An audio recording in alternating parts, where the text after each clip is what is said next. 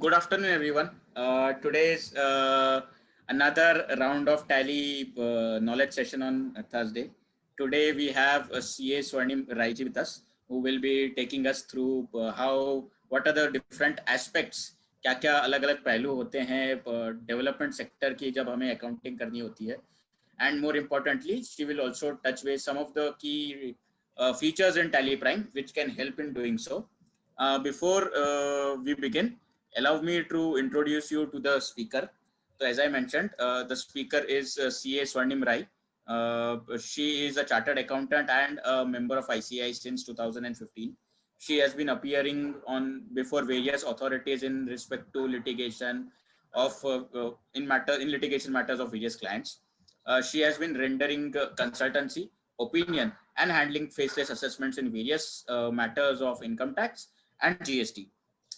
She has also conducted several statutory audits, tax audits of various entities, bank audits, and she has good amount of expertise and query handling capacity in the field of accounts and accounting.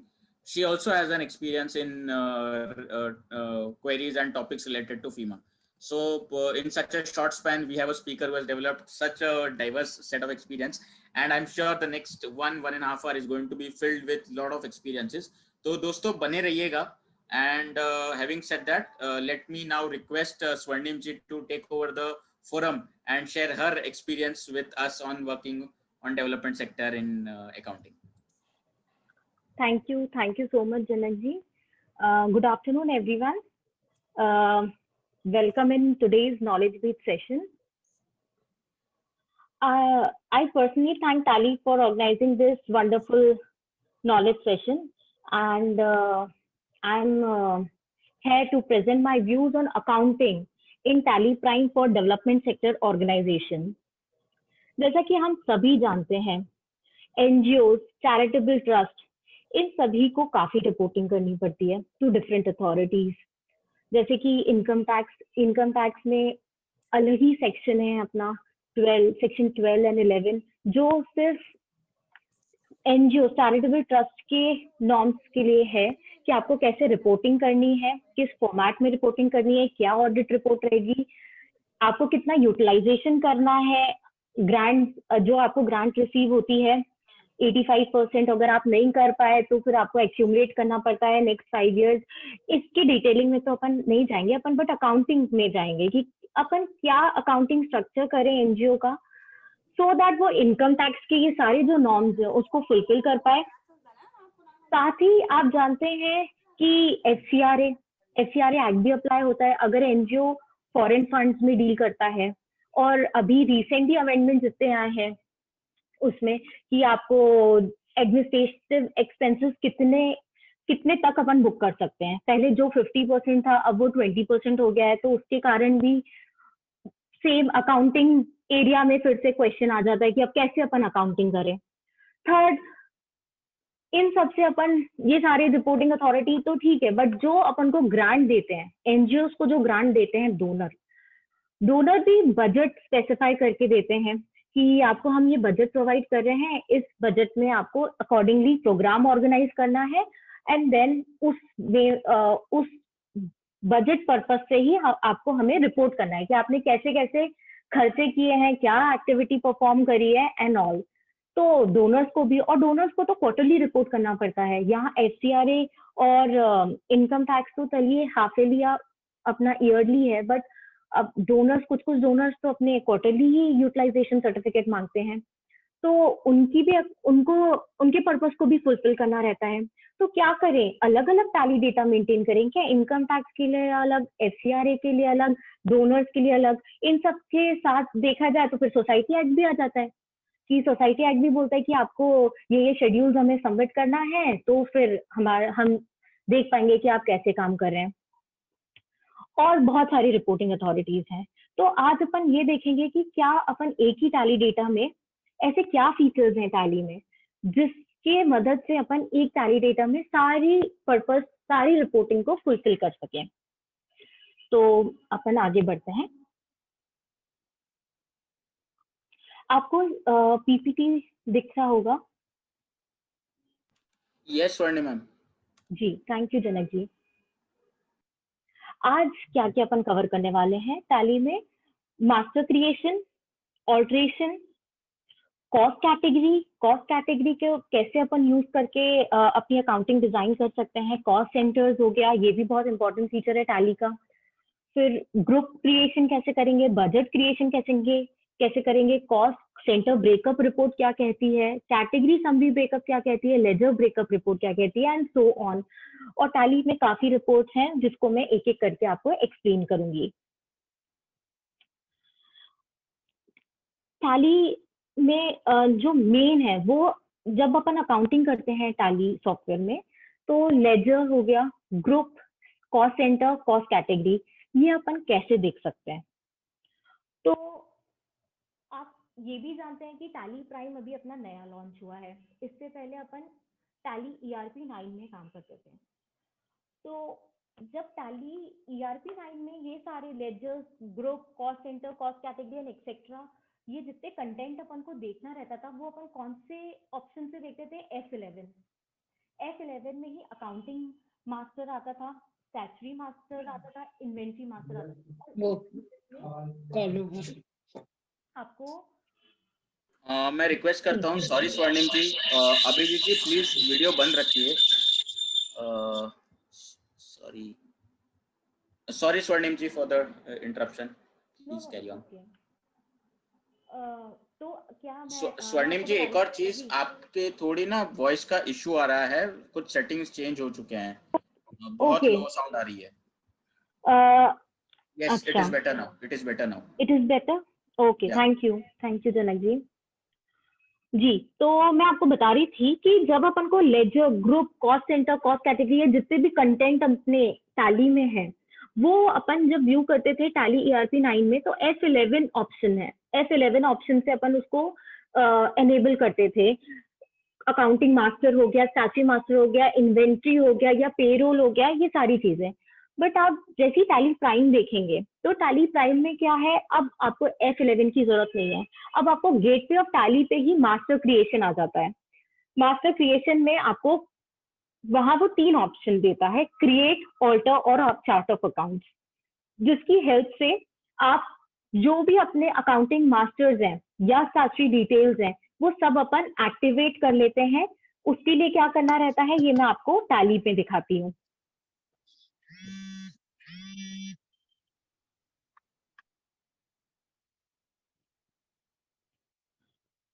ये अपना Tally prime है। आप देख सकते हैं कि इसका look कितना फ्रेश है और काफी अपने जो फीचर्स हैं वो सब अपने face of the tally prime में ही दिख रहे हैं। जैसे अपना कंपनी क्रिएशन हो गया है, प्रिंटिंग है एंड ऑल, इंपोर्ट, कॉन्फ़िगरेशन। ये एक मैंने टैली डेटा लिया है अर्जुन फाउंडेशन का। इसके थ्रू मैं आपको सारे फीचर्स बताऊंगी और कैसे अकाउंटिंग स्ट्रक्चर अपन मेंटेन कर सकते हैं एनजीओ का, सो दैट अपन एक ही टैली डेटा से डिफरेंट रिपोर्टिंग कर सके, ये मैं आपको बताती हूँ।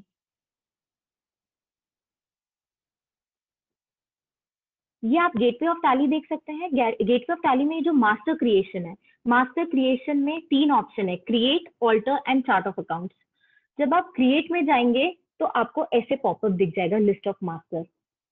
अभी तो आपको यहाँ पर कॉस्ट सेंटर, कॉस्ट कैटेगरी और बजट भी दिख रहा है, पर जब आप नई कंपनी बनाएंगे तब आपको ये ऑप्शंस नहीं एनेबल्ड होंगे, ये आपको एनेबल करने पड़ेंगे। तो आप कैसे करेंगे ये आप यहाँ पर शो मोर दिख रहा है ऑप्शन, शो मोर पे एंटर करेंगे तो आपको कुछ और ऑप्शंस दिखने लगेंगे लिस्ट ऑफ मास्टर में। बट जब आप शो इनएक्टिव करेंगे तो अभी तक जितने भी अपने टैली में ऑप्शंस हैं वो सब दिखने लगेंगे, और जो चीज एनेबल्ड नहीं होगी वो आपके फ्रीज दिखेगी। जैसे कि अब अपन यहाँ पर रेट ऑफ एक्सचेंज देख लेते हैं, रेट ऑफ एक्सचेंज फ्रीज है, जैसे आप इसमें एंटर करेंगे और ये एनेबल हो जाएगा और यहीं से आप क्रिएट कर सकते हैं। तो ऐसे करके आपको cost category, cost centre, budget, ये तीनों चीजें आपको अनेबल करनी पड़ेंगी फॉर एनजीओ अकाउंटिंग।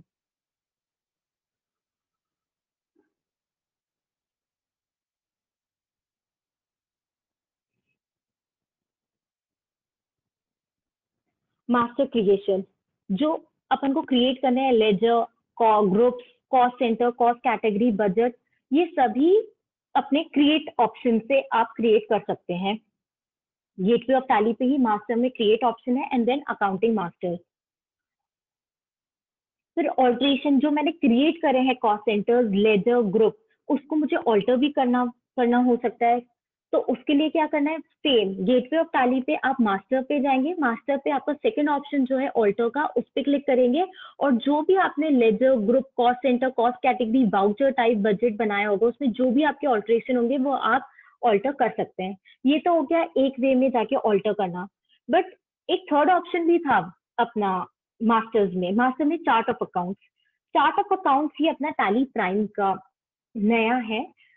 वैसे ERP 9 में भी चार्ट ऑफ अकाउंट्स अपन देख सकते थे, बट वो face of the tally prime में नहीं था, गेटवे ऑफ टैली प्राइम में नहीं था। वो अपना कहाँ पर था, वो आप जब रिपोर्ट्स में जाके स्टैटिस्टिक्स के थ्रू देख सकते थे चार्ट ऑफ अकाउंट्स। बट यहाँ पर ये अपने टैली प्राइम में उनने गेटवे ऑफ टैली पे ही आपको शो करा है कि आप चार्ट ऑफ अकाउंट्स वही देख सकते हैं कि अभी तक अपने कितने लेजर बने, कितने ग्रुप बने, कितने कॉस्ट सेंटर बने, कितने cost category, voucher type and etcetera. मैं ये आपको टैली पे भी एक बार दिखाती हूँ।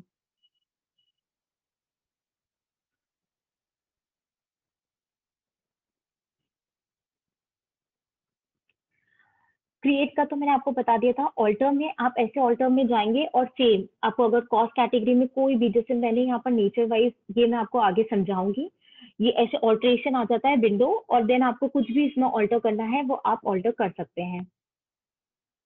वैसे ही चार्ट ऑफ अकाउंट्स है। चार्ट ऑफ अकाउंट्स में जैसे यहाँ पर आपको कुछ भी ग्रुप से रिलेटेड, लेजर से रिलेटेड, वाउचर टाइप से रिलेटेड या कॉस्ट कैटेगरी, कॉस्ट सेंटर्स, जितने भी अभी तक आपने मास्टर्स बनाए हैं उससे रिलेटेड इंफॉर्मेशन चाहिए कि मैंने कितनी अभी तक के बनाए, तो आप यहाँ से देख सकते हैं। जैसे मैं कॉस्ट सेंटर्स में जाऊं तो अभी ये मेरी लिस्ट ऑफ कॉस्ट सेंटर्स है, आप देख सकते हैं। इसमें मैंने 2 कॉस्ट कैटेगरी बनाया और अभी 77 कॉस्ट सेंटर्स बनाए हैं। ये सब क्या है ये मैं अभी आपको थोड़ी देर में एक्सप्लेन करने वाली हूँ।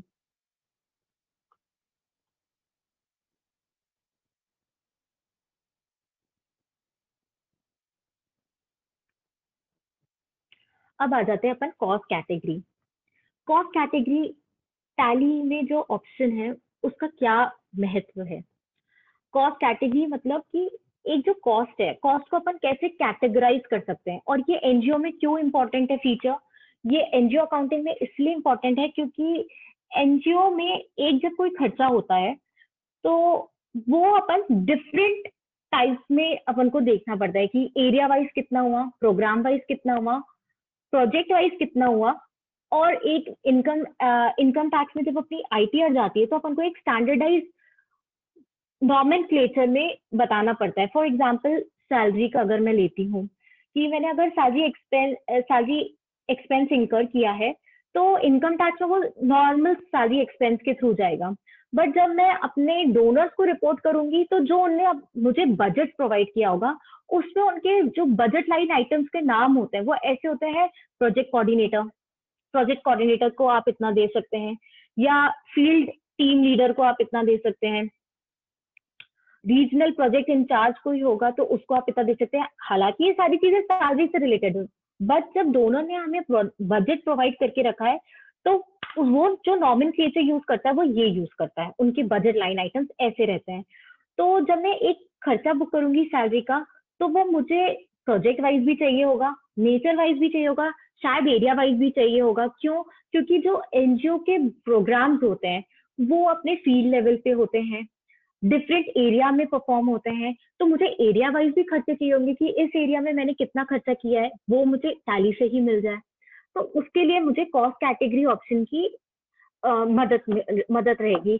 तो मैंने अपने यहाँ पर आज के टैली में project wise and nature wise 2 cost categories को डिफाइन करा है कि मुझे प्रोजेक्ट वाइज भी खर्चे की इंफॉर्मेशन चाहिए और नेचर वाइज मतलब नेचर वाइज की जो स्टैंडर्डाइज नॉमेनक्लेचर होते हैं एक्सपेंसेस के, वो जैसे कि मैंने अभी आपको बताया सैलरी एक्सपेंस हो गया या प्रिंटिंग एंड स्टेशनरी हो गया, रेंट एक्सपेंस हो गया एंड सो ऑन। तो ये हो गई कॉस्ट कैटेगरी। अब कॉस्ट कैटेगरी कहाँ यूजफुल होती है अपनी, वाइल रिकॉर्डिंग अ ट्रांजैक्शन। जब मैं कोई भी खर्चा बुक करूंगी टैली में through payment voucher, journal voucher, any voucher, तो वहां वो मुझसे कॉस्ट कैटेगरी पूछेगा कि प्रोजेक्ट वाइज जितनी भी कैटेगरीज मैंने बनाई होगी सारी कैटेगरीज में वो कॉस्ट सेंटर सिलेक्शन पूछेगा, और जब मैं वहाँ कॉस्ट सेंटर सिलेक्ट करूंगी तभी मैं कॉस्ट सेंटर वाइज रिपोर्ट देख पाऊंगी। अब मैंने यहाँ पर एग्जांपल लिया है 1.1.1 प्रोजेक्ट कोऑर्डिनेटर। ये मेरा लेजर है, उसमें मैंने 35,000 की सैलरी डिस्ट्रीब्यूट करी। तो आप देख सकते हैं वहां पर उसने मुझसे 2 कॉस्ट कैटेगरीज पूछे, एक प्रोजेक्ट वाइज में मेरे को क्या कॉस्ट सेंटर सिलेक्ट करना है और नेचर वाइज में सैलरी एक्सपेंस क्या सिलेक्ट करना है। मैं वहां पर दोनों में सिलेक्शंस करूंगी, फिर मेरी ये एंट्री कंप्लीट हो जाएगी। अब अपन आ जाते हैं कॉस्ट सेंटर्स। कॉस्ट सेंटर्स क्या है? कॉस्ट सेंटर्स कॉस्ट कैटेगरी के अंदर डिफाइंड होते हैं। ये क्यों यूजफुल है? क्योंकि कॉस्ट सेंटर से मैंने जैसे अभी बताया कि जब मैं इनकम टैक्स में आईटीआर मेरी जाएगी, एनजीओ की आईटीआर जाएगी, तो वहां मुझे स्टैंडर्ड खर्चों में बताना पड़ेगा कि प्रिंटिंग स्टेशन में कितना खर्चा हुआ, रेंट एक्सपेंस कितना हुआ, या फिक्स एसेट मैंने कितने लिए। बट जब मैं डोनर्स को रिपोर्ट करूंगी तो डोनर्स मुझसे ऐसे इसमें रिपोर्टिंग नहीं मांगेगा, वो बजट वाइज मांगेगा। तो जो बजट की बीएलआईज होगी वो मेरे कॉस्ट सेंटर्स होंगे। ये सब मैं अभी आपको टैली पे भी बताऊंगी। तो अपन को कॉस्ट सेंटर्स कॉस्ट कैटेगरी के अंदर डिफाइन करना रहता है। कॉस्ट सेंटर्स कहाँ से क्रिएट होते हैं? तो अगेन गेटवे ऑफ टैली में जो मास्टर है, मास्टर में क्रिएशन ऑप्शन है, वहां से आप cost centre, cost category, ledger सब वहीं से क्रिएट होता है। अब मैं एक आपको बता देती हूँ।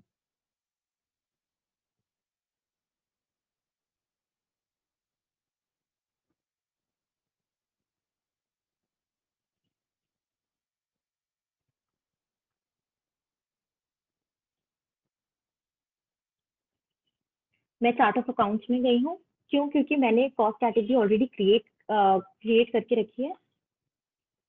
ये देखिए, कॉस्ट कैटेगरी मेरी 2 क्रिएटेड है, एक नेचर वाइज और एक प्रोजेक्ट वाइज। नेचर वाइज में जैसे ही मैं एंटर करूंगी तो ये पॉपअप खुल जाता है जहां से मैंने ये क्रिएट करा है। नेम मैंने नेचर वाइज रखा है। अब जो ये नेचर वाइज कॉस्ट कैटेगरी है, इसके बाद ये 2 ऑप्शन पूछता है, allocate revenue items and allocate non revenue items. Revenue items का मतलब ये है कि जब मैं इनकम एंड एक्सपेंडिचर में जो भी अपने लेजर्स फॉल होते हैं, जब मैं उसमें खर्चे बुक करूंगी तो तब मुझे कॉस्ट कैटेगरी चाहिए। और नॉन रेवेन्यू आइटम का क्या मतलब है? कैपिटल एक्सपेंडिचर, कि जब मेरे जैसे फिक्स एसेट हो गया या फिर मैंने कोई लाइबिलिटी के वाउचर एंटर कर रही हूँ, तब मुझे कॉस्ट कैटेगरी सिलेक्शन चाहिए, तो मुझे तब यस करना है। अभी तो मैंने नो इसलिए किया है क्योंकि मेरा अभी बेसिक फोकस है income and expenditure. Balance sheet item as such अभी अपन को नहीं चाहिए, तो इसलिए मैंने उसको नो करके रखा है। वैसे ही प्रोजेक्ट वाइज भी सेम ऐसे ही बनाया है। अब मैं आपको कॉस्ट सेंटर्स बताती हूँ। वो nature wise and project wise, आप देख सकते हैं nature wise and project wise, ये मेरे 2 कॉस्ट कैटेगरीज थे जिसके अंदर मैंने बहुत सारे कॉस्ट सेंटर्स डिफाइन करे हैं। अपन एक एक करके समझते हैं। नेचर वाइज में ये सारे आप देख सकते हैं कि ये मेरे स्टैंडर्ड जो नॉमेनक्लेचर होते हैं एक्सपेंस के, वो हैं जो सीएस को रिक्वायरमेंट होती है for audit purpose, like printing stationery, maintenance of fixed asset, office expense, bank charges, salary expense, training expense, traveling expense, and etc. अब यही मैं प्रोजेक्ट वाइज की बात करूं तो ये आप देख सकते हैं कि जो मैं ये जितने भी नॉमेनक्लेचर है ये बिल्कुल भी अपने नोन नहीं लग रहे। क्यों? क्योंकि ये एक बजट है। जैसे मैं इस केस में अपनी बात करती हूँ, अजीम प्रेमजी फाउंडेशन, ये एक डोनर है। इनने एनजीओ अर्जुन फाउंडेशन को ग्रांट प्रोवाइड करी है for performing some programme and activity. अब उनने क्या बताया है अजीम प्रेमजी फाउंडेशन में कि आपको, ये मैंने 4 हेड्स, वैसे तो 5 है क्योंकि फर्स्ट 2 अपने एडमिन से रिलेटेड है, तो ये जो 5 हेड्स है कि इसमें आपको खर्चे करने हैं। उन 5 हेड्स के अंदर भी उनने स्पेसिफिक लेजर्स डिफाइन करके रखे हैं कि जब आप प्रोग्राम से रिलेटेड खर्चा करें तो प्रोजेक्ट कोऑर्डिनेटर को इतना देना है, सीनियर एडिटर को इतना देना है, कैपिटल कॉस्ट में फिक्स एसेट खरीदना है। अब फिक्स एसेट क्यों खरीदना है? उनने मुझे उसके लिए क्यों ग्रांट दी होगी? इसलिए भी होगी क्योंकि जब भी कोई प्रोग्राम या एक्टिविटी एनजीओ ऑर्गेनाइज करता है तो उसमें लैपटॉप, प्रिंटर या कोई फर्नीचर हो गया, उसकी जरूरत पड़ सकती है, कैमरे की जरूरत पड़ सकती है टू क्लिक फोटोज क्यों, टू जस्टिफाई कि हाँ हमने प्रोग्राम कंडक्ट करा है, ऐसे ऐसे किया है। तो ये क्या एनजीओ खुद बियर करेगा क्या? नहीं। क्यों? क्योंकि उनको जब प्रोग्राम इस अजीम प्रेमजी फाउंडेशन के लिए करना है तो उसके लिए भी उनको उसका बजट प्रोवाइड करना पड़ेगा, तो उन्हें प्रोवाइड करा है। और कभी कभार वो नहीं भी करते हैं, जरूरी नहीं है कि वो करेंगे। तो अपने केस में यहाँ पर उनने फिक्स्ड एसेट के लिए भी प्रोवाइड करके रखा है बजट। प्रोग्राम कॉस्ट में भी फर्दर, तो अब इसमें कॉस्ट सेंटर्स क्या होंगे तो मैं आपको समझाती हूँ। प्रोजेक्ट वाइज तो कॉस्ट कैटेगरी है, जैसे मैंने अभी आपको बताया। इसके अंदर अपन को Azim Premji foundation cost centre create करना है। तो क्रिएट में मैंने जैसे ही एंटर करा अजीम प्रेमजी फाउंडेशन में, तो ये विंडो आ गई है जिसमें नेम अपना कॉस्ट सेंटर का क्या है, अजीम प्रेमजी फाउंडेशन। वो किस कैटेगरी में क्लासिफाइड है, प्रोजेक्ट वाइज, अंडर प्राइमरी। अब प्राइमरी का यहाँ मतलब क्या है? प्राइमरी का मतलब है क्या ये cost centre parent cost centre है, मतलब जब मैं कॉस्ट सेंटर की रिपोर्ट देखूंगी तो सबसे पहले मुझे अजीम प्रेमजी फाउंडेशन दिखेगा, देन फिर मेरे पास उसके अंदर जितने भी बजट है वो शो होंगे। इसलिए मैंने उसमें प्राइमरी करके रखा है कि सबसे पहले अजीम प्रेमजी फाउंडेशन कॉस्ट सेंटर दिखने वाला है। देन अजीम प्रेमजी फाउंडेशन में अपने ये 5 हेड्स हैं। अपन लेते हैं 1.1 प्रोग्राम। जैसे ही मैं 1.1 प्रोग्राम में एंटर करूंगी तो आप देख सकते हैं ये भी एक कॉस्ट सेंटर है। नेम इसका 1.1 प्रोग्राम कॉस्ट सेंटर है। अब ये किसके अंडर क्लासिफाइड है? पेरेंट कॉस्ट सेंटर के, जो कि अपन ने अजीम प्रेमजी फाउंडेशन रखा था। फिर फर्दर जब मैं 1.1 प्रोग्राम में एंटर करूंगी तो मेरे ये 3 सब कॉस्ट सेंटर्स दिख जाएंगे। 1.1.1 प्रोजेक्ट कोऑर्डिनेटर, इसमें मैं एंटर करती हूँ तो आप देख सकते हैं ये नाम है 1.1.1 प्रोजेक्ट कोऑर्डिनेटर। वो किसके अंडर क्लासिफाइड है? 1.1 प्रोग्राम के। वैसे ही 1.1.2 सीनियर एडिटर, वो भी किसके अंडर क्लासिफाइड है? 1.1 प्रोग्राम के, एंड सो ऑन। वैसे ही मैंने बाकी के भी, जैसे कैपिटल कॉस्ट भी किसमें है? Azim Premji foundation. Azim Premji is not parent cost centre, then sub cost centres आएंगे। ये तो एक हो गया अपने फाउंडेशन, एक डोनर हो गया। मैंने दूसरा डोनर भी यहाँ पर आपको बताया है, ये लिब्रा फाउंडेशन। लिब्रा फाउंडेशन ने अपने 2 बजट लाइन आइटम्स दिए हैं, A support cost and B programme cost. A support cost में फिर सब उनने अपन को डिफाइन करे गया है खर्चे की, कि सपोर्ट कॉस्ट में आपको कौन कौन से खर्चे इंकर कर सकते हैं? Salary and benefit, office administration, travel and related expenditure, audit, evaluation and learning. तो अपन देखते हैं लिब्रा फाउंडेशन क्या है। Again it is classified under primary because it's a parent cost centre. Then A support cost में मैं जैसे enter करूंगी तो आप देख सकते हैं which is classified under Libra foundation, it is sub cost centre. A support cost is my sub cost centre and A.1 salary and benefit is my sub cost centre. वैसे ही मैंने बाकी के लिब्रा फाउंडेशन के BLIs को define करा है। अब जरूरी नहीं है कि एक डोनर ने जब अपन को ग्रांट दिया है तो वो एक ही प्रोजेक्ट अपन से कंडक्ट कर पाए। हो सकता है इसके 2, 3, 4 हो सकते हैं। तो इन दैट केस अपना स्ट्रक्चर कैसे होगा? इन दैट केस मैं ये चाहूंगी कि मैं डोनर है, डोनर के बाद मुझे प्रोजेक्ट वाइज दिखे कि मैंने प्रोजेक्ट वाइज कितना खर्चा किया है, और प्रोजेक्ट वाइज के अंदर जब मैं देखूं कि एक प्रोजेक्ट में मेरे बजट लाइन आइटम्स कितने हैं और उसमें मैंने कैसे कैसे खर्चा किया है, मैं वैसे रिपोर्टिंग चाहूंगी। क्योंकि जब मुझे उसको यूटिलाइजेशन सर्टिफिकेट देना होगा तो मुझे उसी फॉर्मेट में देना पड़ेगा जिस फॉर्मेट में उसने मुझे बजट प्रोवाइड करा है। तो आप देख सकते हैं प्रतीका फाउंडेशन के 2 प्रोजेक्ट चल रहे हैं, एक एजुकेट सोसाइटी और एक लाइवलीहुड प्रोजेक्ट। ये 2 चल रहे हैं। तो अब इसमें पेरेंट कॉस्ट सेंटर, सब कॉस्ट सेंटर क्या होगा देखते हैं अपन। प्रतीका फाउंडेशन, अगेन मैंने इसको प्राइमरी रखा है, मतलब Pratika foundation is my parent cost centre. Then educate society पे जाएंगे तो which is classified under Pratika foundation. And livelihood project में जाएंगे तो आप देख सकते हैं लाइवलीहुड प्रोजेक्ट किसके अंडर क्लासिफाइड है, प्रतीका फाउंडेशन में। तो मतलब जब मैं प्रतीका फाउंडेशन में क्लिक करूंगी तो मेरे को सिर्फ 2 कॉस्ट सेंटर्स दिखेंगे, एक educate society and livelihood project. Then जब मुझे फर्दर देखना होगा कि एजुकेट सोसाइटी के अंदर कि मेरे बजट लाइन आइटम्स कितने हैं और उसमें मैंने कैसे कैसे खर्चा किया है, तो मुझे उस पर क्लिक करना पड़ेगा।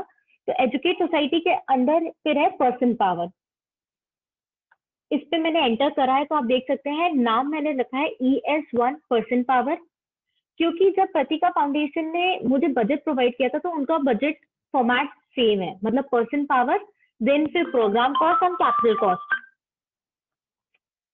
तो उसके लिए मैंने यहाँ पर टू सेग्रीगेट कि एजुकेट सोसाइटी के खर्चे कौन से हैं, लाइवलीहुड प्रोजेक्ट के कौन से हैं, इसलिए मैंने ES1 पर्सन पावर रखा है which is classified under educate society. Then person power के अंदर फर्दर क्लासिफिकेशन है regional project incharge, block coordinator, प्रेरक, एडमिन एंड अकाउंट सपोर्ट। तो जब मैं रीजनल प्रोजेक्ट इंचार्ज के में एंटर करूंगी तो आप देख सकते हैं वो पर्सन पावर के अंडर क्लासिफाइड है। वैसे ही मैंने बाकी के भी क्लासिफाई करके रखे हैं और लाइवलीहुड प्रोजेक्ट में भी बिल्कुल ऐसे ही हैं। तो ऐसे मैंने 77 कॉस्ट सेंटर्स क्रिएट करके रखे हैं। अब मैं एक बार आपको रिपोर्ट भी बता देती हूँ कि ये कॉस्ट सेंटर्स की रिपोर्ट कैसे दिख रही है, जो भी मैंने आपको एक्सप्लेन किया है। जैसे आप गेट पे और टैली पे डिस्प्ले मोर रिपोर्ट्स में एंटर करेंगे, देन आपके पास आएगा statement of accounts. Statement of accounts में आप जैसे एंटर करेंगे तो कॉस्ट सेंटर आएगा। कॉस्ट सेंटर में आप जैसे एंटर करेंगे तो कैटेगरी समरी आएगा।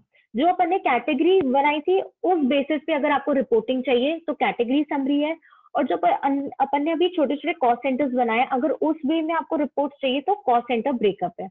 तो अब मैं आपको कैटेगरी समरी में बताती हूँ। आप देख सकते हैं कि देखिए ये ऐसे अपन को रिपोर्ट दिख जाएगी। नेचर वाइज में बैंक चार्जेस में कितना हुआ, अब ये देख सकते हैं। देखिए अभी तक के जो टोटल खर्चा मैंने किया है, टोटल खर्चा मैंने कितना किया है 49,69,111 49,69,111 को टैली ने नेचर वाइज भी अपन को बताया और प्रोजेक्ट वाइज भी बताया कि मतलब एक ही खर्चे को मैं नेचर वाइज भी देख सकती हूँ और प्रोजेक्ट वाइज भी देख सकती हूँ।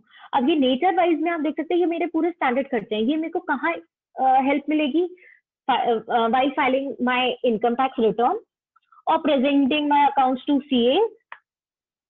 and project wise कहाँ मुझे मिलेगी help, to provide my utilisation certificate to donors.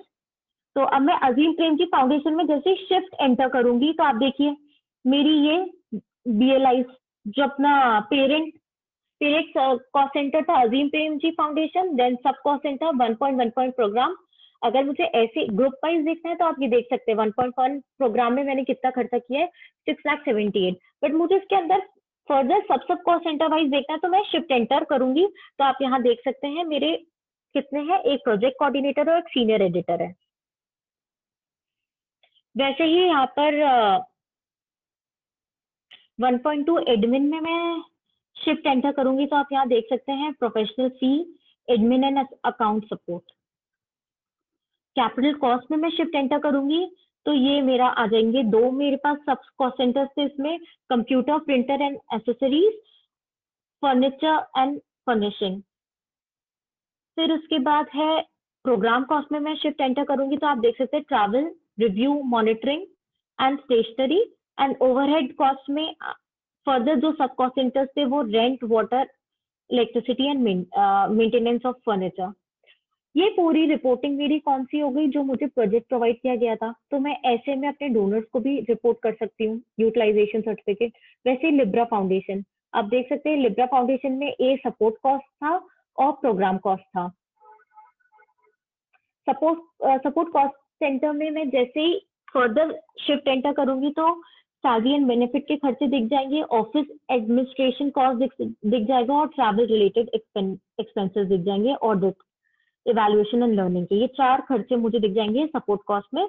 वैसे ही प्रोग्राम कॉस्ट में भी दिख जाएंगे। तो अब मैं लिब्रा फाउंडेशन को यूटिलाइजेशन सर्टिफिकेट प्रोवाइड कर सकती हूँ। वैसे ही प्रतीका फाउंडेशन में आप देखिए मेरे 2 प्रोजेक्ट्स चल रहे थे। जैसा कि मैंने आपको बताया था कि प्रतीका में मैं टोटल खर्चा देखना चाहूँ कि मैंने कितना कर दिया है, तो मैंने कितना किया है 28,81,167। और उसमें मैं अगर प्रोजेक्ट वाइज देखूं कि मैंने कितने प्रोजेक्ट वाइज करे हैं, तो उसमें से 17,16,820 मेरा एजुकेट सोसाइटी में हुआ है। लाइवलीहुड प्रोजेक्ट में मेरा 11,64,347।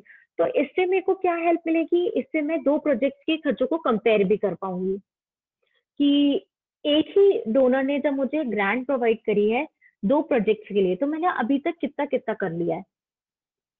देन एजुकेट सोसाइटी में फर्दर शिफ्ट एंटर करूंगी, तो आप देख सकते हैं इसमें भी कॉस्ट सेंटर वाइज मेरी रिपोर्ट आ जाएगी कि पर्सन पावर में मैंने अभी तक कितना खर्चा कर लिया, प्रोग्राम कॉस्ट में कैपिटल कॉस्ट हो गया, ओवरहेड कॉस्ट हो गया। एंड पर्सन पावर में जब मैं फर्दर क्लास एंटर करूंगी, तो आप देख सकते हैं उसके अंदर भी जो उनने बजट लाइन आइटम्स प्रोवाइड किए थे डोनर्स ने, वो भी मुझे दिख जाएंगे। रीजनल प्रोजेक्ट इंचार्ज में 321,500 हो गया है, ब्लॉक कोऑर्डिनेटर में 227,000 हो चुका है, एंड सो ऑन। तो ये ऐसे अपनी रिपोर्ट दिखेगी। अब मैं आपको कॉस्ट सेंटर ब्रेकअप वाइज भी दिखा देती हूँ। जैसे कॉस्ट सेंटर्स अभी अपन ने इतने 77 कॉस्ट सेंटर्स बनाए थे, उसमें से एक मैंने प्रोजेक्ट का नाम भी बनाया था, अजीम प्रेम जी फाउंडेशन। अब मैं वो आपको बताती हूँ। जैसे मैं यहाँ वो क्लिक करूंगी name of the cost centre में, तो ये आ गया मेरा कॉस्ट सेंटर। अब आप ये देख सकते हैं कि सिर्फ और सिर्फ अजीम प्रेम जी फाउंडेशन से रिलेटेड अभी तक के मैंने जो खर्चे करे, एक ये छोटा सा ट्रायल बैलेंस भी आ गया कि फिक्स एसेट में मैंने अभी तक कितना खर्चा करा है, इनकम मैंने कितनी अभी तक रिकॉर्ड करी है, इनकम में क्या होगा, इनकम में जो मैंने खर्चे करे हैं उतना ही मुझे ग्रांट इनकम में ट्रांसफर करना रहता है, जो कि अपना अकाउंटिंग स्टैंडर्ड कहता है। फिर उसके बाद इनडायरेक्ट एक्सपेंस में आप देख सकते हैं, इनडायरेक्ट एक्सपेंस में भी अपना ग्रुप वाइज हो गया। ग्रुप के अंदर जो फर्दर उनने अपन को बजट प्रोवाइड करा है लाइन आइटम वाइज, वो भी अपने पास यहाँ पर रिपोर्ट जनरेट हो जाएगी। बस, तो अपन को क्वार्टरली कुछ नहीं करना, बस इसको एक्सपोर्ट करना है और डोनर को प्रोवाइड करना है। ये हो गया अपना कॉस्ट सेंटर और कॉस्ट कैटेगरी मदद से।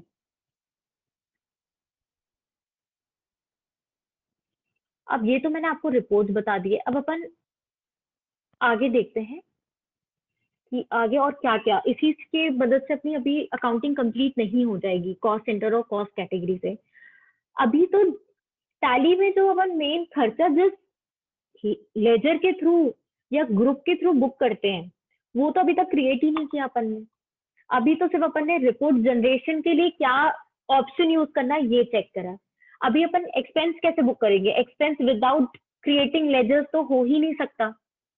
कॉस्ट सेंटर तो बाद में आएगा। तो अब अपन देखते हैं कि ग्रुप क्रिएशन क्या होता है और लेजर क्रिएशन क्या होता है। तो ग्रुप क्रिएशन क्या है, ग्रुप क्रिएशन अपना कहाँ से होगा, ये अपना सेम गेटवे ऑफ टैली पे जनक जी किसी ने रेज हैंड किया है, तो क्या अभी Yes. अपन को लेना चाहिए या फिर अपन एंड में लें? जैसा आपको ठीक लगे मैम, आप बताएं। एक बार मैं पूरा अपना कंप्लीट कर लूं, सो दैट क्या होगा अगर किसी को डाउट है भी तो अपन एंड में ले, शायद उनका ड्यूरिंग दी सेशन वो डाउट क्लियर भी हो जाए। Sure ma'am. नंदाल जी, आपका हैंड रेस हमने देखा है। once we are done with the session, we will take your Q&A if something is not really urgent. Yes, Swarnim ji, please continue. I'll. Okay, thank you, Jamal ji. Yeah. Group creation same अपना gateway of Tally पे master के through जहां अपन ने create देखा था option, वहां से अपन group भी क्रिएट करेंगे। जब अपन ग्रुप क्रिएट करेंगे तो ऐसे विंडो आ जाती है जो आप नीचे यहाँ देख सकते हैं प्रेजेंटेशन में। वो नाम पूछेगा कि ग्रुप का नाम क्या रखना है, किसके अंडर क्लासिफाई करना है, एंड फिर उसके सिलेक्शन। अब मैं आपको एक बार टैली पे और दिखा देती हूँ।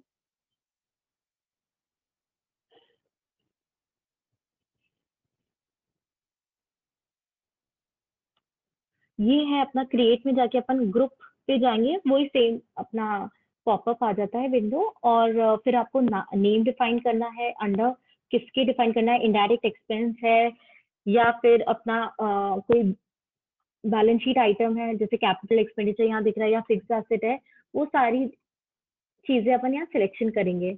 अब जो मैंने अभी ग्रुप क्रिएट करे हैं वो एक बार मैं आपको दिखा देती हूँ। चार्ट ऑफ अकाउंट से अपन ने अभी देखा ही कि कैसे अपन सारे जितने भी अभी तक मास्टर क्रिएटेड है वो अपन को लिस्ट चार्ट ऑफ अकाउंट से मिल जाएगी। तो ग्रुप में मैंने जैसे ही एंटर किया तो आप यहाँ देख सकते हैं 48 ग्रुप्स क्रिएटेड है, बट ये सारे के सारे मैंने क्रिएट करके नहीं रखे हैं। ये बाय डिफॉल्ट टैली में भी काफी ग्रुप्स हैं जो क्रिएटेड होते हैं, जैसे ब्रांच डिवीजन है, कैपिटल अकाउंट है, रिजर्व एंड सरप्लस है। इसमें से मैंने क्या क्रिएट करे मैं आपको वो बताती हूँ, और कैसे क्रिएट करें वो भी मैं आपको बताऊंगी। अपन सबसे पहले इनडायरेक्ट एक्सपेंस में आ जाते हैं। इनडायरेक्ट एक्सपेंस में आप देख सकते हैं कि मैंने जैसे मैंने अभी आपको कॉस्ट सेंटर समझाए थे कि कॉस्ट सेंटर प्रोजेक्ट वाइज में अजीम प्रेम जी फाउंडेशन है, फिर उसके अंडर 1.1 प्रोग्राम था, 1.2 एडमिन था, 3 प्रोग्राम कॉस्ट था और 4 ओवरहेड्स था। जैसे मैंने वहां स्ट्रक्चर दिया था कॉस्ट सेंटर में, वैसे के वैसे ही मैं इनडायरेक्ट एक्सपेंस में भी स्ट्रक्चर दूंगी। और क्यों दूंगी मैं ऐसे, मुझे तो यहाँ इनडायरेक्ट एक्सपेंस में जो इनकम टैक्स में स्टैंडर्ड नॉमेनक्लेचर यूज होता है उस हिसाब से बुक करना चाहिए, जैसे कि बाकी ऑर्गेनाइजेशन की अकाउंटिंग में यूज होता है कि यहाँ सैलरी एक्सपेंस होता है, रेंट एक्सपेंस होता है अपना, और इलेक्ट्रिसिटी एक्सपेंस होता है। तो एनजीओ में ये इसलिए मैंने नहीं रखा, इन सारे स्टैंडर्ड नॉमेनक्लेचर के लिए मैंने नेचर वाइज एक कॉस्ट कैटेगरी डिफाइन कर दिया था कि अपन को अगर उस वे में भी खर्चे चाहिए तो मैं नेचर वाइज देख सकती हूँ। बट इनडायरेक्ट एक्सपेंशन मैंने इसलिए रखा है बिकॉज जब मेरा लेजर में कोई भी एंट्री करूंगी तो जब मैं कॉस्ट सेंटर सिलेक्शन करूं तो मुझे वहां कंफ्यूजन ना हो, इसलिए जो कॉस्ट सेंटर का नाम है वो ही मैंने ग्रुप का और लेजर का नाम रखा है कि कोई भी अकाउंटेंट है या जो भी कोई अकाउंटिंग कर रहा हो उसको कॉस्ट सेंटर सिलेक्शन में प्रॉब्लम ना जाए, वो वहां गलती कर ही ना पाए। बट उसके बाद भी गलती होने के चांसेस तो हमेशा रहते ही हैं। उसके भी अपन देखेंगे कि कैसे उस गलती को अपन पकड़ सकते हैं, वो भी मैं आपको आगे चल के बताऊंगी। तो अभी अपन देखते हैं कि सबसे पहले मैंने ग्रुप क्या क्रिएट करा है, अजीम प्रेम जी फाउंडेशन। अजीम प्रेम जी फाउंडेशन पे जैसे मैंने एंटर करा तो यहाँ नाम में मैंने अजीम प्रेम जी फाउंडेशन डाल दिया। अंडर किसके क्लासिफाई करा है, इनडायरेक्ट एक्सपेंस। मतलब जब मैं इनकम एक्सपेंडिचर पे जाऊंगी और इनडायरेक्ट एक्सपेंस देखूंगी तो इनडायरेक्ट एक्सपेंस पे सबसे पहले मुझे अजीम प्रेम जी फाउंडेशन दिखेगा, वैसे ही लिब्रा फाउंडेशन दिखेगा और प्रतीका फाउंडेशन दिखेगा। फिर उसके अंदर के खर्चे जो भी मैं देखना चाहूँ मैं वैसे वैसे उस पर एंटर करती जाऊंगी। अब अजीम प्रेम जी फाउंडेशन के अंडर मैंने 1.1 प्रोग्राम ग्रुप को क्रिएट करा है। इसको मैं लेजर क्यों नहीं बोल रही हूँ, क्योंकि लेजर वो होता है जिसमें अल्टीमेटली अपन खर्चा बुक करते हैं। अभी 1.1 प्रोग्राम के में अल्टीमेटली मैं खर्चा नहीं बुक करूंगी, मैं इसके अंडर जो 1.1.1 प्रोग्राम कोऑर्डिनेटर डिफाइंड है बीएलआई, उस पे जब मैं एंट्री करूंगी पेमेंट वाउचर के थ्रू या जर्नल वाउचर के थ्रू, तब मेरे पास जो सिलेक्शन का ऑप्शन आएगा वो ग्रुप नहीं आता, वो आता है लेजर।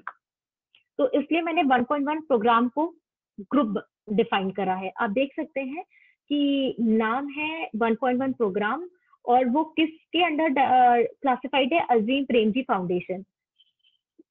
और अजीम प्रेम जी फाउंडेशन किसके अंडर डिफाइंड है, इनडायरेक्ट एक्सपेंस। वैसे ही 1.2 एडमिन है। 1.2 एडमिन में आप देख सकते हैं नाम 1.2 एडमिन और किसके अंदर क्लासिफाइड है, अजीम प्रेम जी फाउंडेशन। ये सारे ग्रुप हैं। वैसे ही मैंने दूसरा जो दोनों का प्रोजेक्ट है लिब्रा फाउंडेशन उसको रखा है, वो भी एक ग्रुप में ही है। ग्रुप लिब्रा फाउंडेशन किसके अंदर क्लासिफाइड है, इनडायरेक्ट एक्सपेंस। सपोर्ट कॉस्ट के साथ भी ऐसा ही है, ए सपोर्ट कॉस्ट अपना लिब्रा फाउंडेशन के अंदर क्लासिफाइड है, प्रोग्राम कॉस्ट भी लिब्रा फाउंडेशन के अंडर क्लासिफाइड है। एंड प्रतीका फाउंडेशन के केस में क्या है, प्रतीका फाउंडेशन के केस में 2 प्रोजेक्ट चल रहे हैं, तो प्रतीका फाउंडेशन को मैंने ग्रुप बनाया है जो कि ये पेरेंट ग्रुप है। देन एजुकेट सोसाइटी में एंटर करूंगी तो ये अपना प्रतीका फाउंडेशन में जो कि ये सब ग्रुप होगा, educate society will be my sub group. Same in case of livelihood project, it is also my subgroup, and under my subgroup there are subgroup which is person power, ES1 person power.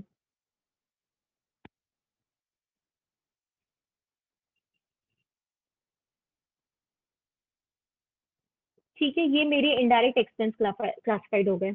But यहाँ पर मैंने जब आपको बताया था cost centre में, तो जब डोनर ने मुझे अजीम प्रेमजी फाउंडेशन में बजट प्रोवाइड किया था, तो यहाँ पर कैपिटल कॉस्ट भी था। कैपिटल कॉस्ट मैंने इनडायरेक्ट एक्सपेंस में नहीं क्लासिफाई किया, वो मैंने फिक्स एसेट में क्लासिफाई किया है। क्यों किया है फिक्स एसेट में? क्योंकि कैपिटल कॉस्ट जो मेरे फिक्स एसेट है, वो मेरा कभी भी इनडायरेक्ट एक्सपेंस हो ही नहीं सकता। वो तभी हो सकता है जब डोनर ने स्पेसिफाई कर दिया कि वो आप पूरा का पूरा खर्चा मान लो। वैसे टेक्निकली वो अपन खर्चा नहीं मानते, वो पहले अपन फिक्स्ड एसेट क्लासिफाई करते हैं अकॉर्डिंग टू अकाउंटिंग स्टैंडर्ड। तो इस वजह से जो भी मैंने कैपिटल कॉस्ट इनकर किया है in form of computer, printer, furniture, camera etcetera, then वो मेरे कहाँ पर क्लासिफाइड होंगे? फिक्स्ड एसेट में क्लासिफाइड होंगे। आप देख सकते हैं फिक्स्ड एसेट में मैंने 3 कैपिटल कॉस्ट क्रिएट करे हैं। बीएलआई मैंने सेम रखी है जो मेरे फंडर की है। 2 capital cost Azim Premji foundation, 3 capital cost livelihood project. यहाँ पर भी मैंने सेग्रीगेट करके रखा है कि फिक्स्ड एसेट पे भी मुझे पता चले कि कौन सा मेरा किस डोनर से रिलेटेड है, कौन सा फिक्स्ड एसेट मेरा किस डोनर से रिलेटेड है। इसलिए मैंने ग्रुप का नाम ही कैपिटल कॉस्ट एंड फिर फंडर का नाम ये रखा है। तो ये तो हो गई मेरे लिस्ट ऑफ ग्रुप्स। अब मैं आपको लिस्ट ऑफ लेजर्स भी बता देती हूँ जो कि बहुत इंपॉर्टेंट है। अब यहाँ पर कितने लेजर्स अपने हैं? 54 लेजर्स ओपन है। 54 भी मैंने नहीं ओपन करे हैं, ये बाय डिफॉल्ट टैली में जो ओपन रहते हैं, जैसे बैंक अकाउंट हो गया, कैश है, डिपॉजिट्स हैं, ये सारे टैली में। मैंने जो आप ओपन करे हैं वो मैं आपको बता देती हूँ। इनडायरेक्ट एक्सपेंस से अपन स्टार्ट करते हैं, फिर मैं आपको इनकम में लाऊंगी। इनकम में मैंने कौन कौन से लेजर्स क्रिएट करे हैं, देन अपनी लाइबिलिटी में कौन से क्रिएट होंगे एंड फिक्स्ड एसेट पे कौन से होंगे, ये अपन ऐसे चाहेंगे। तो इनडायरेक्ट एक्सपेंस में आप देख सकते हैं, इनडायरेक्ट एक्सपेंस में अपन ने अभी देखा कि अजीम प्रेमजी फाउंडेशन मेरा ग्रुप है। फिर उसके अंदर सब ग्रुप क्या था? 1.1 प्रोग्राम। अब मेरे लेजर्स की बारी आती है। लेजर्स 1.1.1 प्रोजेक्ट कोऑर्डिनेटर जो है वो कहाँ पर क्लासिफाइड है? 1.1 प्रोग्राम। तो यहाँ लेजर में मैं एंटर करती हूँ, ये क्रिएट कहाँ से होगा? क्रिएट सेम अपना मास्टर गेटवे ऑफ टैली में मास्टर में क्रिएट, आप जितने भी लेजर्स है वहां से आप क्रिएट कर सकते हैं। अब जैसे मैं एंटर करूंगी प्रोजेक्ट कोऑर्डिनेटर में, तो ये विंडो दिखती है। विंडो में पहले नाम आएगा कि लेजर का नाम क्या होगा। तो सेम जो मैंने बीएलआई है, जैसे मेरे फंडर ने मुझे प्रोजेक्ट प्रोवाइड करा है, उस वे में ही मैं अपने ledgers, group and cost centres के नाम रखूंगी। तो यहाँ पर 1.1.1 प्रोजेक्ट कोऑर्डिनेटर मेरा लेजर है, जो कि किस ग्रुप के अंडर क्लासिफाइड है? 1.1 प्रोग्राम। आप जैसे ही यहाँ पर 1.1 प्रोग्राम में कंट्रोल एंटर करते हैं, तो आपको ग्रुप की इंफॉर्मेशन आ जाती है कि 1.1 programme is my group and which is classified under Azim Premji foundation, which is again a group. आप अजीम प्रेमजी में जैसे ही कंट्रोल एंटर करते हैं, तो आपको यहाँ से इंफॉर्मेशन मिल जाती है। अब आपको जब लेजर का नाम अपन ने दे दिया, अंडर किस ग्रुप में क्लासिफाई करना है ये भी दे दिया, उसके बाद ये बाकी की जो डिटेलिंग है वो आती है। वो भी आप इसमें अपनी इंफॉर्मेशन क्लिक कर देंगे। वैसे ही 1.1.2 सीनियर एडिटर है, यहाँ पर भी आप देख सकते हैं नाम है 1.1.2 सीनियर एडिटर, जिस किस ग्रुप के अंदर क्लासिफाइड है? 1.1 प्रोग्राम में। अब आप यहाँ पर देख सकते हैं, यहाँ कहीं पे भी कॉस्ट सेंटर की इंफॉर्मेशन अभी तक पूछी नहीं है। तो ईआरपी लाइन में जब अपन लेजर क्रिएट करते हैं, तो लेजर क्रिएशन वाली विंडो पे ही सारी इंफॉर्मेशन वो बता देता है कि इसमें आपको बैंक डिटेल क्या डालनी है, जीएसटी है तो जीएसटी एप्लीकेबल करना है, टीडीएस की डिटेल डालनी है, कॉस्ट सेंटर की डालनी है। बट टैली प्राइम में एक ये नया है कि उनने ये जो भी अननेसेसरी फीचर्स है, जो मतलब हर बार नहीं काम आते कोई भी लेजर क्रिएशन में, उसको उनने कहा प्लेस करा है मोर डिटेल्स में। आप राइट हैंड साइड पे देख सकते हैं मोर डिटेल्स है। मोर डिटेल्स में ये सारे आपको लिस्ट ऑफ लेजर डिटेल्स मिल जाएगी, जो कि पहले ERP9 में विंडो पे ही दिखती थी, या अपन को उसमें F12 करके एक्टिवेट करना पड़ता था। तो यहाँ पर आप देख सकते हैं कॉस्ट सेंटर एप्लीकेबिलिटी मैंने यस करके रखा है, तो आपको भी यहाँ से यस करना है। इसके अलावा भी जैसे GST TDS के फीचर्स हैं जो आपको इस लेजर में डिफाइन करने हैं, वो भी आप यहाँ डाल सकते हैं। डिटेल्स कैसे डालेंगे, शो मोर पे आप क्लिक करेंगे तो आपको फर्दर डिटेल्स आ जाएंगी, देन शो इनएक्टिव करेंगे तो और फर्दर आ जाएगी। इसमें आप जो भी आपको डिफाइन करना है इसमें आप डिफाइन कर सकते हैं, स्टैट्यूटरी डिटेल्स है या पेरोल है etcetera according to the laser.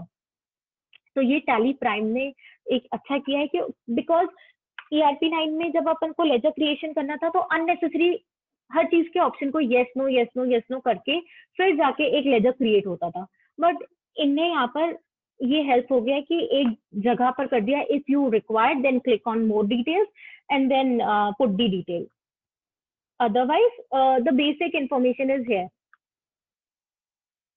Then 1.13 designer आप देखेंगे, ये भी एक लेजर ही है जो कि फर्दर 1.1 प्रोग्राम ग्रुप में ही क्लासिफाइड है। आपको सब में कॉस्ट सेंटर यस करना पड़ेगा।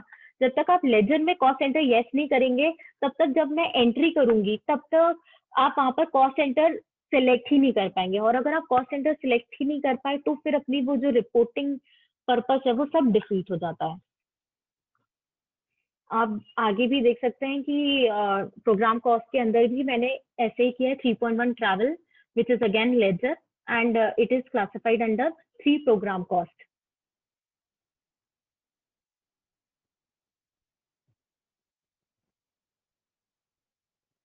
जो अपना सेकेंड प्रोजेक्ट है लिब्रा फाउंडेशन, उसमें भी अभी ये लिब्रा फाउंडेशन अपना ग्रुप है, देख सकते हैं आप ग्रुप ऊपर नाम आ गया है जो कि इनडायरेक्ट एक्सपेंस में क्लासिफाइड है।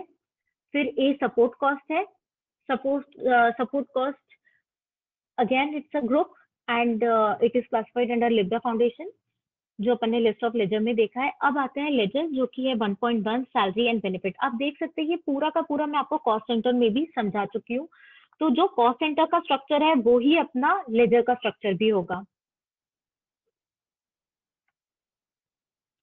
Office administration cost, A support cost,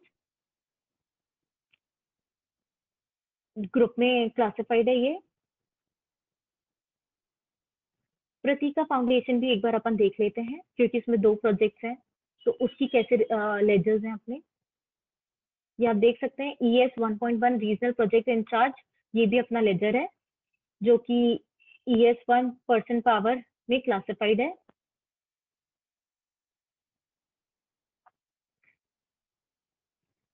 ये तो हो गए अपने इनडायरेक्ट एक्सपेंस के लिए लेजर्स। अब मैं आपको बताती हूँ फिक्स्ड एसेट। जितने भी अपने फिक्स्ड एसेट से रिलेटेड बजट लाइन आइटम्स हैं, बजट प्रोवाइड करा गया है, वो उसको मैंने फिक्स्ड एसेट में ही क्लासिफाई किया। जैसे कि अपना अजीम प्रेम जी में 2 फिक्स्ड एसेट से रिलेटेड बजट प्रोवाइड किया गया था, तो कंप्यूटर प्रिंटर एंड फर्नीचर वो फिक्स्ड एसेट में क्लासिफाइड है, ये लेजर्स कैपिटल कॉस्ट ग्रुप के अंडर। वैसे 3.1 प्रोग्राम इक्विपमेंट लैपटॉप, ये अपना कैपिटल कॉस्ट लाइवलीहुड प्रोजेक्ट से रिलेटेड है, ये भी मैंने फिक्स्ड एसेट में क्लासिफाई करा हुआ है। अगेन अकाउंटिंग स्टैंडर्ड जो कहता है उसके हिसाब से 3.1 प्रोफेशनल इक्विपमेंट लैपटॉप, ये भी अपना फिक्स्ड एसेट में क्लासिफाइड हो गया है। तो अपन ने अभी इनडायरेक्ट एक्सपेंस देख लिया, फिक्स्ड एसेट भी देख लिया कि अपन कैसे फिक्स्ड एसेट में क्या क्या चीजें अपन को क्लासिफाई करके रखना है। अब अपन आते हैं लाइबिलिटी में। लाइबिलिटी में भी अपन को कुछ लेजर्स क्रिएट करने हैं। अपन क्या क्रिएट करेंगे, ग्रांट।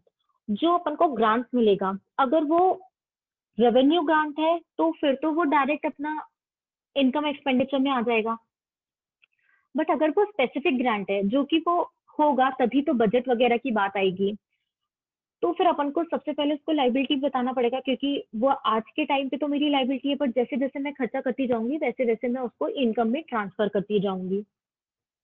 तो मैंने अजीम प्रेमजी फाउंडेशन से रिलेटेड लेजर बनाया, grant from Azim Premji foundation, grant receipt from Libra foundation, grant receipt from Pratika foundation and grant receipt from Pratika foundation for livelihood and educate society, ये दोनों के लिए अलग मैंने लेजर्स क्रिएट करे हैं। तो ये तो हो गए मेरे लाइबिलिटी के लेजर्स। एक लेजर अपन को इनकम के लिए भी करना है, ग्रांट यूटिलाइज्ड। जब जब मैं यूटिलाइजेशन करती जाऊंगी, जब जब मैं एक्सपेंसेस इंकर करती जाऊंगी इन रिस्पेक्टिव प्रोजेक्ट, तो मुझे उससे रिलेटेड ग्रांट यूटिलाइज भी बुक करना पड़ेगा कि मैंने इतना इतना ग्रांट यूटिलाइज कर दिया अकॉर्डिंग टू माय एक्सपेंडिचर। तो ये तो हो गए लिस्ट ऑफ लेजर्स जो मैं आपको बता चुकी हूँ। चार्ट ऑफ अकाउंट से जाके लिस्ट ऑफ लेजर्स मैं आपको बताया है। अब मैं आपको आगे बताती हूँ। ग्रुप क्रिएशन हो चुका है अपना, अब अपन बजट में आते हैं। एनजीओ के लिए बजट बहुत इंपॉर्टेंट चीज है, बिकॉज उनको जो भी ग्रांट रिसीव होती है उसके लिए स्पेसिफिक बजट प्रोवाइड कर दिया जाता है कि किस किस बीएलआई में, बजट लाइन आइटम में आपको कैसे कैसे खर्चा करना है, ये सब पहले से डोनर उनको बता दिया जाता है, जिसके अगेंस्ट में वो उनसे यूटिलाइजेशन सर्टिफिकेट मांगते हैं एनजीओ से। वो क्वार्टरली भी हो सकता है, हाफ ईयरली भी हो सकता है, अकॉर्डिंग टू दी एग्रीमेंट। तो अब बजट अपन टैली में कैसे एंटर करेंगे ये अपन देखते हैं। सेम अपन को गेटवे ऑफ टैली पे जाना है, क्रिएट मास्टर क्रिएशन में क्रिएट में जाना है, एंड देन बजट का ऑप्शन आता है। तो आप जैसे ही वहां बजट पे क्लिक करेंगे तो एक राइट हैंड साइड पे जैसे आपको विंडो दिख रही है वैसे दिखेगी, जिसमें वो नाम पूछता है कि क्या है बजट का नाम, आपको कहाँ क्लासिफाई करना है, क्या वो एज एन प्राइमरी क्लासिफाई करना है या किसी के अंडर क्लासिफाई करना है, पीरियड ऑफ द बजट क्या रहेगा, और अपन को बजट अमाउंट डालना है। तो टैली में अपने 3 सेट्स में बजट डालते हैं, एक ग्रुप वाइज डालते हैं, एक लेजर वाइज डालते हैं और कॉस्ट सेंटर वाइज डालते हैं। जैसा कि अपन ने देखा था कि ग्रुप क्या होता है टैली में, लेजर क्या होता है और कॉस्ट सेंटर क्या होता है। तो अपन को ये तीनों सेट्स में अपने बजट डालने हैं, तो जाके एक बजट कंप्लीट होता है। आइए अपन देखते हैं टैली पे कि कैसे वो शो होगा।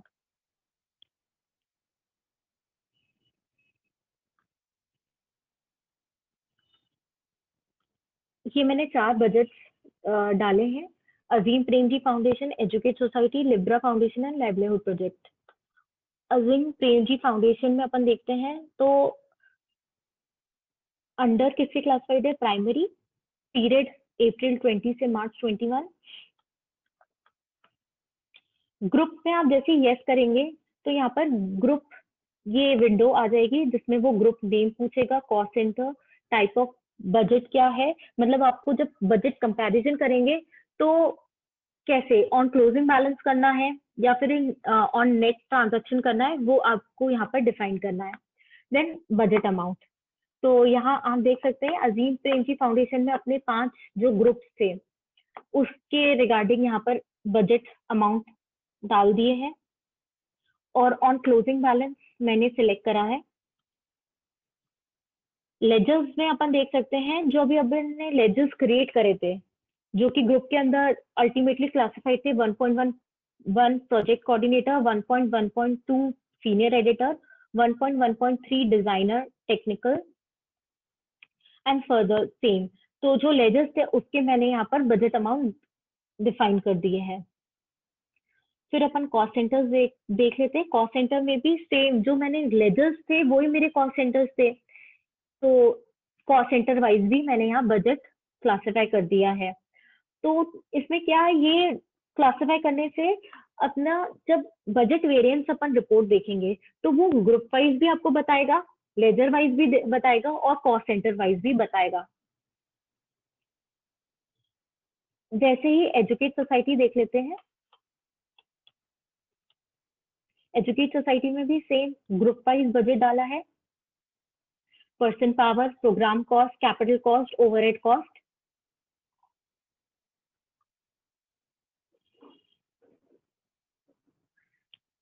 फिर लेजर वाइज बजट प्रोवाइड करा है, regional project incharge, block coordinator, प्रेरक, field team and so on. वैसे ही कॉस्ट सेंटर भी सेम, जो लेजर्स थे वैसे ही कॉस्ट सेंटर्स के नाम है, तो उस हिसाब से अपन ने बजट प्रोवाइड कर दिया है।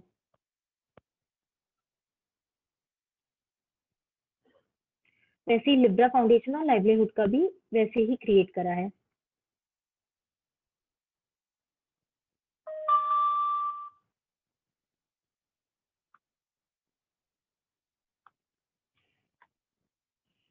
क्रिएशन ऑफ बजट में आपको बता चुकी हूँ कि कैसे वो दिखेगा विंडो, कैसे ledger wise report, ledger wise अपन को कैसे फीड करना है, कॉस्ट सेंटर वाइज कैसे करना है। अब कॉस्ट कैटेगरी समरी रिपोर्ट में आपको बता चुकी हूँ कि कैसे ये सब आप एंट्री करेंगे तो कैसे अपन को शो होगा। अब अपन एक एंट्री पे भी जाके देखते हैं। अपन ने अभी तक कॉस्ट कैटेगरी क्रिएट कर लिए है, कॉस्ट सेंटर क्रिएट कर लिए, ग्रुप्स क्रिएट करे, लेजर क्रिएट किए, बजट क्रिएट कर लिए। अब अपन एक बार जाते हैं और देखते हैं अपना कैसा दिख रहा है। इनडायरेक्ट एक्सपेंस में जैसे मैं क्लिक करूंगी तो आप देख सकते हैं कि यहाँ पर प्रोजेक्ट वाइज पहले मुझे दिख रहा है अजीम प्रेमजी फाउंडेशन, टोटल अभी तक कितने बुक हो गए हैं, लिब्रा फाउंडेशन, प्रतीका फाउंडेशन। अब अपन अजीम प्रेमजी फाउंडेशन में जैसे एंटर करते हैं तो अगेन ग्रुप वाइज मुझे खर्चे दिख जाएंगे। 1.1 programme, 1.2 admin, 3 programme cost, 4 overhead cost, 2 कहाँ गया, 2 था कैपिटल कॉस्ट जो कि मेरे फिक्स एसेट में क्लासिफाइड है। अब 1.1 प्रोग्राम में मैंने फर्दर एंटर करा, आप देख सकते हैं 1.1 project coordinator, 1.2 senior editor, 1.1.3 designer. अब मैं जैसे प्रोजेक्ट कोऑर्डिनेटर में क्लिक करती हूँ, देन फिर एक एंट्री में तो ऐसी एंट्री दिखेगी। अब इसमें आप देख सकते हैं कि प्रोजेक्ट कोऑर्डिनेटर 1.1.1 प्रोजेक्ट कोऑर्डिनेटर में 54,000 का जैसे खर्चा अपना बुक हुआ है, उसमें उसने 2 मेरे कॉस्ट कैटेगरीज पूछे हैं, project wise and nature wise. जैसे ही मैं प्रोजेक्ट वाइज पे करती हूँ तो यहाँ पर वो मुझे लिस्ट ऑफ कॉस्ट सेंटर्स मेरे बता देगा कि इसमें से आपको कौन से सिलेक्ट करना है। तो मैंने सेम जो मेरा यहीं पर मैंने इसलिए लेजर और कॉस्ट सेंटर का नाम सेम रखा है कि व्हाइल एंटरिंग एनी वाउचर अपन को कॉस्ट सेंटर में कोई भी दिक्कत ना है, जो मेरा लेजर नेम है वही मेरा कॉस्ट सेंटर है। तो इससे जो मिस्टेक होने के चांसेस है while selecting the cost centre वो मिनिमाइज हो जाती है, बट एलिमिनेट नहीं होंगी। वो तो हमेशा चांसेस रहेंगे कि आप गलती हो सकती है कॉस्ट सेंटर सिलेक्शन में, बट वो गलती को कैसे अपन देख सकते हैं वो भी मैं आपको आगे दिखाऊंगी। तो यहाँ पर तो 1.1 प्रोजेक्ट कोऑर्डिनेटर ही सिलेक्टेड है और नेचर वाइज भी वो कैटेगरी आपको बताएगा, फिर आपको उसमें कॉस्ट सेंटर्स की लिस्ट प्रोवाइड कर देगा कि कितने अभी तक आपने कॉस्ट सेंटर्स क्रिएट करे हैं। और फॉर एग्जाम्पल क्रिएटेड नहीं है, लिस्ट ऑफ कॉस्ट सेंटर में वो नहीं है जो मुझे करना है, तो यहाँ पर आप देख सकते हैं क्रिएट ऑप्शन, ये भी एक टैली प्राइम में नया है। वरना अपन को क्या करना रहता है ERP 9 में कि अगेन बैक जाओ, क्रिएट में जाइए, क्रिएट से फिर वो कॉस्ट सेंटर क्रिएट करिए, देन यहाँ पर एंटर करो, या फिर एक शॉर्टकट अपन को याद रखना पड़ता था ऑल्ट सी से भी हो जाता था ERP 9 में। बट ये टैली प्राइम में एक नया है कि यहाँ पर उन्हें सब कुछ आपको मतलब अब कुछ रटने या कोई भी कीवर्ड याद करने की जरूरत नहीं है, आप direct everything is in the window कि यहाँ क्रिएट में आप क्लिक करेंगे और वो विंडो पॉपअप हो जाएगी जो कि अपना क्रिएशन से होता था।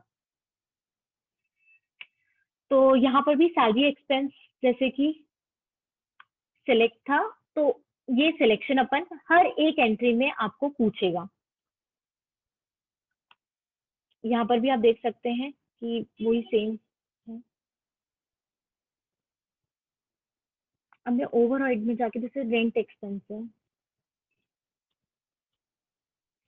अब यहाँ देख सकते हैं आप कि लेजर अपना 4.1 रेंट था, जिसपे प्रोजेक्ट वाइज में जो कॉस्ट सेंटर है वही 4.1 रेंट सिलेक्टेड है एंड नेचर वाइज में मैंने रेंट एक्सपेंस सिलेक्ट करके रखा है।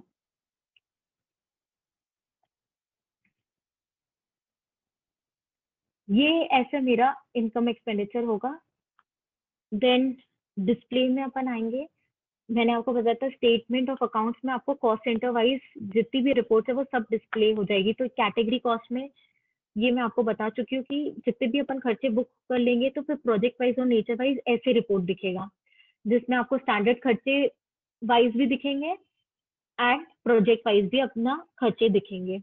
तो यहाँ से आप यूटिलाइजेशन सर्टिफिकेट भी जनरेट कर सकते हैं और इजी रहेगा, वरना पहले एक्सेल में आपको करना रहता था, तो इससे आप डायरेक्टली आप टैली से जनरेट करके यूटिलाइजेशन सर्टिफिकेट प्रोवाइड कर सकते हैं।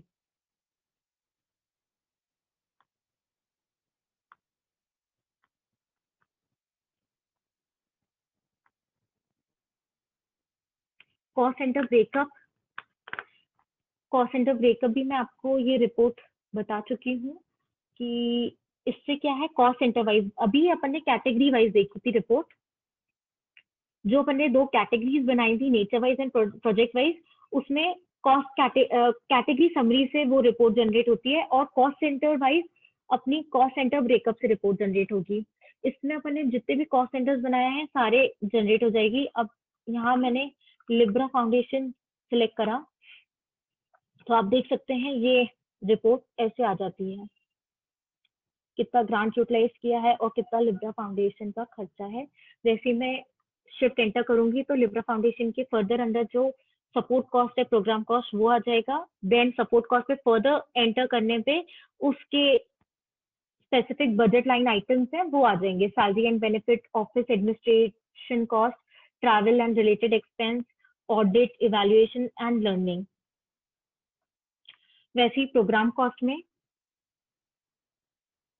outcome 1 training as per work plan, training of CVs, training of elected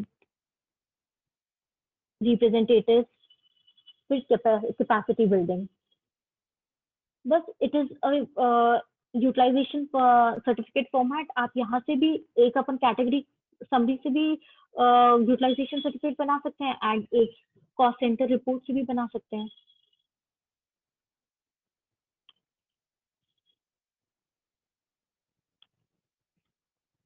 ये आप देख सकते हैं कोई भी कॉस्ट सेंटर, उसमें आपको उसका प्रोजेक्ट का नाम पता चल जाएगा कि क्या कौन सा प्रोजेक्ट है। जैसे 4.1 अजीम प्रेमजी फाउंडेशन था, उसके अंदर वो कौन से सब कॉस्ट सेंटर में क्लासिफाइड है। ओवरहेड कॉस्ट में अल्टीमेट कॉस्ट सेंटर है अपना रेंट। ऐसे आप कोई भी कॉस्ट सेंटर वाइज अपनी रिपोर्ट देख सकते हैं।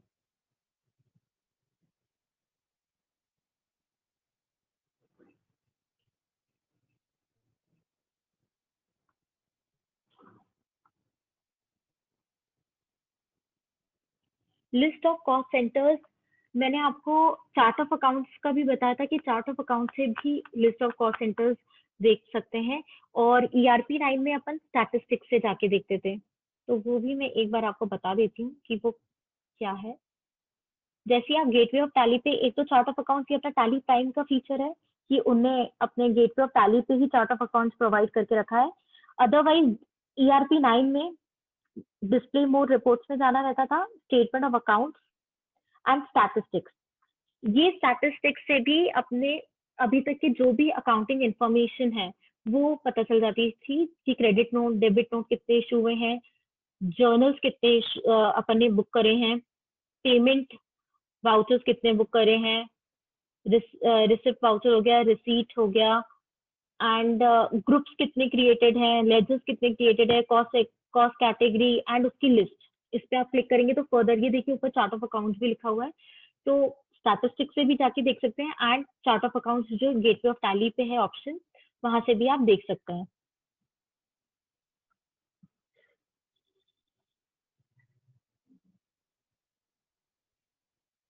अब अपन देखते हैं ledger breakup report. Ledger breakup report क्या बताता है कि जब अपन कोई एंट्री बुक करते हैं तो कॉस्ट सेंटर सिलेक्शन में तो मिस्टेक वैसे तो नहीं होनी चाहिए, क्योंकि लेजर नाम जो है वो ही अपना कॉस्ट सेंटर का नाम है, बट तब भी कभी कभार हो जाता है कि कॉस्ट सेंटर अपन ने कोई दूसरा सिलेक्ट कर लिया, तो उसको कैसे ट्रेस करेंगे, तो वो लेजर ब्रेकअप रिपोर्ट से करते हैं।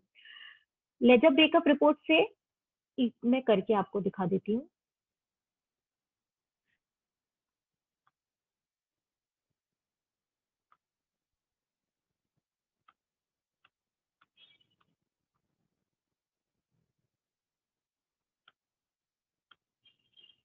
अब ये 1.1 प्रोजेक्ट कोऑर्डिनेटर है, यहाँ पर मैंने कोई दूसरा सिलेक्ट कर लिया और ये सेव भी हो गया। अब इसको मैं कैसे ट्रेस करूं कि यह कौन कौन से ऐसे मेरे वाउचर्स हैं जहां पर मैंने कॉस्ट सेंटर गलत सिलेक्ट करा है। तो अगेन डिस्प्ले मोर रिपोर्ट्स में statement of accounts, cost centre, ledger breakup, इसमें जैसे ही मैं इस लेजर की इंफॉर्मेशन देखूंगी तो लेजर का नाम है 1.1.1 प्रोजेक्ट कोऑर्डिनेटर। किस नेचर में क्लासिफाइड है? सैलरी एक्सपेंस, ये भी ठीक है। अब प्रोजेक्ट मेरे यहाँ दो क्यों दिख रहे हैं? एक अजीम प्रेमजी फाउंडेशन और एक प्रतीका दिख रहा है, मतलब कि यहाँ कुछ गड़बड़ी हो गई है। प्रतीका फाउंडेशन में तो नहीं आना चाहिए क्योंकि ये जो बीएलआई आइटम है वो किसका है? अजीम प्रेमजी फाउंडेशन। तो अपन यहाँ से भी ट्रेस कर सकते हैं जिस प्रोजेक्ट का जो खर्चा है उस प्रोजेक्ट के अलावा कोई दूसरा प्रोजेक्ट दिख रहा है, मतलब उस एंट्री में सिलेक्शन की गलती हुई है। ये एक ऑडिट पर्पस के लिए भी अपना काम आ सकता है।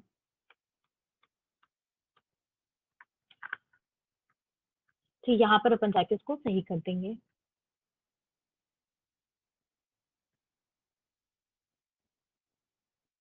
अब आप देख सकते हैं कि 1.1.1 प्रोजेक्ट कोऑर्डिनेटर में सिर्फ अजीम प्रेमजी फाउंडेशन दिख रहा है, मतलब और जितना खर्चा मैंने प्रोजेक्ट वाइज में बुक करा है उतना ही मेरा नेचर वाइज भी बुकड है।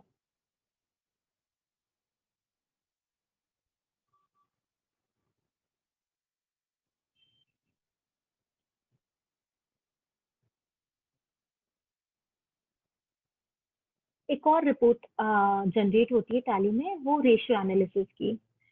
उस वो भी एक इम्पोर्टेंट रिपोर्ट है जिससे अपन फाइनेंशियल एनालिसिस कर सकते हैं। उसमें काफी रेशियोज बताता है, capital adequacy ratio and all, वो भी हेल्पफुल है to analyse my financials. Gateway of Tally पे ही रेशियो एनालिसिस ऑप्शन दिखता है। आप देख सकते हैं इसमें working capital, current ratio, quick ratio, debt equity ratio, ये सारे दिखते हैं। तो ये भी एक इम्पोर्टेंट रिपोर्ट है टैली का।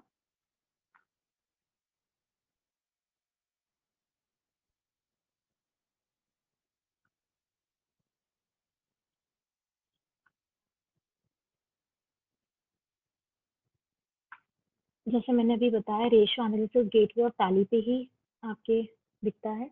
स्टैटिस्टिक्स भी मैं आपको एक्सप्लेन कर चुकी हूँ। स्टैटिस्टिक्स में से भी अपन अकाउंट्स इंफॉर्मेशन अपन को अकाउंट्स की इंफॉर्मेशन मिल जाती है।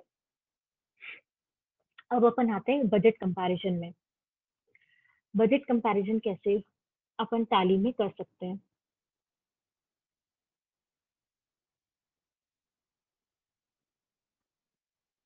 बजट कंपैरिजन, अपन ने सारे एक्सपेंसेस बुक कर लिए। अब अपन ट्रायल बैलेंस पे आते हैं। तो ट्रायल बैलेंस पे जैसे मैं डिटेलिंग करती हूँ, तो ये ट्रायल बैलेंस अर्जुन फाउंडेशन का है, प्रोजेक्ट का नहीं, ये पूरे एनजीओ का है। इसमें आप देख सकते हैं राइट हैंड साइड में F10 ऑप्शन है, बजट वेरिएंस। इस पे आप क्लिक करेंगे एंड अजीम प्रेमजी या कोई भी आप बजट सिलेक्ट करें तो आप देख सकते हैं यहाँ पर फर्स्ट कॉलम में बजट अमाउंट आ जाता है। यहाँ पर आप देख सकते हैं, यहाँ पर अजीम प्रेमजी फाउंडेशन में इनडायरेक्ट एक्सपेंस में 14,05,000 का बजट है और कैपिटल कॉस्ट के लिए 1 लाख का है, जो कि फिक्स एसेट में दिख रहा है। और उसके बाद सेकंड कॉलम में एक्चुअल्स आ जाएंगे कि एक्चुअल्स कितने हैं। 14,05,000 का अपने पास बजट है और अपन ने अभी तक खर्चा कितना करा है? 12,57,764। और परसेंटेज भी ये शो करते हैं कि परसेंटेज वाइज कितना अपन ने एक्सपेंस के लिए 89%। और आप राइट हैंड साइड पे जाएंगे तो आप देख सकते हैं कि वेरिएंस भी आता है कि अब 10% और है जो अपन इसमें और खर्चा बुक कर सकते हैं। ये तो हो गया टोटलिटी में। अब जैसे मैं इसमें शिफ्ट एंटर करूंगी तो ये मेरा ग्रुप वाइज आ जाएगा। अपन ने ग्रुप वाइज भी बजट डाला था। 1.1 प्रोग्राम में 819 का बजट था और अभी अपन ने एक्चुअल खर्चे कितने करे हैं? 678,350। और कितना इसमें गुंजाइश है खर्चा करने की? 140, दैट इज 17%। अब आप देखिए 1.2 एडमिन जो ग्रुप है वो तो मैंने ओवरशूट कर लिया। मुझे बजट मिला था 190 का और मैं यहाँ पर 2 लाख 3100 का खर्चा कर लिया, मतलब 106%। तो इस बजट वेरिएंस रिपोर्ट से हमें अपना डिसीजन लेने में भी हेल्प मिलेगा कि अपन कैसे कैसे फर्दर प्रोग्राम कर सकते हैं, किस बीएलआई में अपन को कितना खर्चा और करना है। और साथ ही साथ बजट वेरिएंस रिपोर्ट से अपन एडमिनिस्ट्रेशन का जो खर्चा है, जो एडमिन खर्चा है अपने एनजीओ का, वो भी एलोकेट करने में हेल्प मिलती है कि किस प्रोजेक्ट में कितना एडमिन खर्चा बुक हो चुका है, किस में कितना नहीं हुआ है, कैसे अपन एलोकेट करें सो दैट कोई भी बजट ओवरशूट नहीं हो पाए। इससे अपन को ये डिसीजन भी अपन ले सकते हैं। तो आप देख सकते हैं ये ग्रुप वाइज हो गया। अब मैं फर्दर इस पे क्लिक करूंगी तो अपना लेजर वाइज भी आ जाएगा, क्योंकि लेजर वाइज भी अपन ने डाला था वहां पर। अब देख सकते हैं 1.1 प्रोजेक्ट कोऑर्डिनेटर में 280 का था और मैंने अभी तक कितना उसमें खर्चा कर लिया, 271.80 रुपीज, मतलब 96%।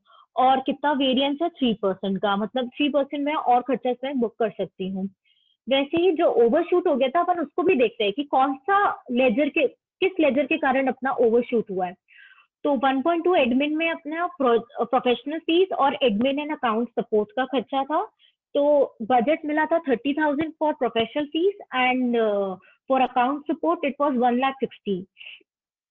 आप देख सकते हैं कि प्रोफेशनल फी के कारण तो नहीं हुआ, उसमें तो सिर्फ 97% ही है, बट जो अकाउंट सपोर्ट है उसमें ओवर बुक्ड हो गया है अपना 108% से, तो 8% का वेरिएंस है इसमें। तो ये एक टैली की भी एक रिपोर्टिंग है जो कि बहुत हेल्प मिलती है। तो ये ERP9 में भी है और एक टैली प्राइम में भी है, बस अपन को इसको यूज करना है। काफी हैं एनजीओ ऑर्गेनाइजेशंस जो यूज नहीं करते हैं, अलग से उनको एक्सेल में वर्कआउट करना पड़ता है। तो अगर अपन स्ट्रक्चर ऐसा डिफाइन करें कि हर एक ऑप्शन का यूज हो, तो आपको सारी चीजें टैली से ही पता चल जाएंगी। वैसे अगर मुझे लिब्रा फाउंडेशन का देखना है तो मैं F10 करूंगी। F10 में again I will select my budget and see. Libra Foundation में बजट है 13,29,800 का और अभी तक मैंने 56% ओवरऑल खर्चा बुक करा है इसमें। मैं इसमें फर्दर एंटर करूंगी तो it will show me group wise and further I will enter, then it will show as ledger variance. देख सकते हैं आप सैलरी एंड बेनिफिट में 543,200 का बजट है, जो कि मैंने अभी तक एक्चुअल कितना करा है 66% एंड कितना मैं और कर सकती हूँ 34%। ऐसे ही बाकी लेजर्स में भी वो आपको बताएगा। तो ये हो गया बजट वेरिएंस रिपोर्ट। प्रतीका फाउंडेशन का भी एक बार देख लेते हैं क्योंकि उसमें 2 प्रोजेक्ट्स हैं अपने। तो उसमें आपको प्रोजेक्ट वाइज सिलेक्शन करना है। जैसे एजुकेट सोसाइटी में सिलेक्ट करी हूँ, तो एजुकेट सोसाइटी में आप देख सकते हैं 1529 का है बजट, देन एक्चुअल्स कितने हो गए हैं 1465, 820, 95% और वेरिएंस है 4% का। इसमें फर्दर क्लिक करूंगी तो मेरे को ग्रुप वाइज रिपोर्टिंग मिल जाएगी। फर्दर क्लिक करूंगी और तो मेरे को लेजर वाइज रिपोर्टिंग मिल जाएगी कि लेजर वाइज क्या है मेरा स्टेटस। अब यहाँ पर आपका फिक्स्ड एसेट का भी दिखेगा। फिक्स्ड एसेट का ये ऊपर है। फिक्स्ड एसेट में आप जाएंगे तो 270 का एजुकेट सोसाइटी में बजट था, जिसमें मैंने 251 खर्चा कर लिया है, 92% and variance is 7%।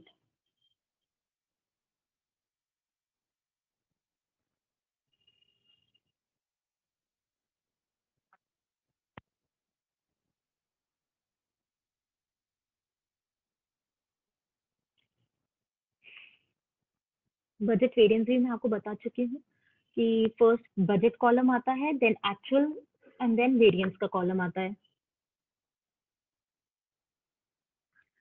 Various reports में आपसे मैं ये सारी चीजें डिस्कस कर चुकी हूँ कि क्वार्टरली यूटिलाइजेशन सर्टिफिकेट आपको कॉस्ट सेंटर ब्रेकअप से जनरेट आप कर सकते हैं। Nature wise report income tax से कंप्लायंसेस को मीट आउट करने के लिए है। प्रोजेक्ट वाइज रिपोर्ट अपने डोनर्स या जो भी सैंक्शनिंग अथॉरिटी है उसके लिए है। एंड ट्रायल बैलेंस अपना प्रोजेक्ट वाइज आ सकता है। कैसे? कॉस्ट सेंटर ब्रेकअप से। कॉस्ट सेंटर ब्रेकअप से आप कॉस्ट सेंटर को सिलेक्ट करेंगे एंड वो एक उस प्रोजेक्ट का ट्रायल बैलेंस प्रोवाइड कर देगा। बजट कंपैरिजन, इनकम अपना ट्रायल बैलेंस से आप देख सकते हैं, इनकम एंड एक्सपेंडिचर दोनों चीजें अपनी ट्रायल बैलेंस से बजट कंपैरिजन हो सकता है। कैश फ्लो, फंड फ्लो का भी ऑप्शन है to check the report. Ratio analysis भी आपने अभी देख चुका है। अब अपना लास्ट गो टू, जो कि टैली प्राइम का हीरो है। गो टू क्या है? एक सर्च बार है। अभी तक आपने देखा होगा जितने भी टैली के वर्जन आए हैं, 7.2, ERP 9, कहीं पे भी ब्राउज का ऑप्शन नहीं है। आपको कोई भी रिपोर्ट देखनी है, या तो आपको उसके कीवर्ड याद रखने पड़ते हैं कि DLCC to see cost centre breakup report, या लेजर रिपोर्ट देखना है तो उसके लिए अपन को कीवर्ड याद रखना पड़ता था। बट ये टैली प्राइम में एक नया आया है गो टू, जिससे आप कोई भी रिपोर्ट सर्च कर सकते हैं।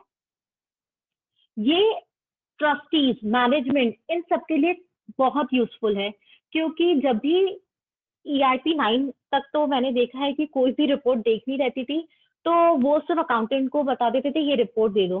बट यहाँ पर आप जैसे ही ऊपर आप ये देख सकते हैं गो टू ऑप्शन, तो गो टू में आप जैसे भी कोई भी क्लिक करेंगे तो आपको कोई भी रिपोर्ट आ जाएगी।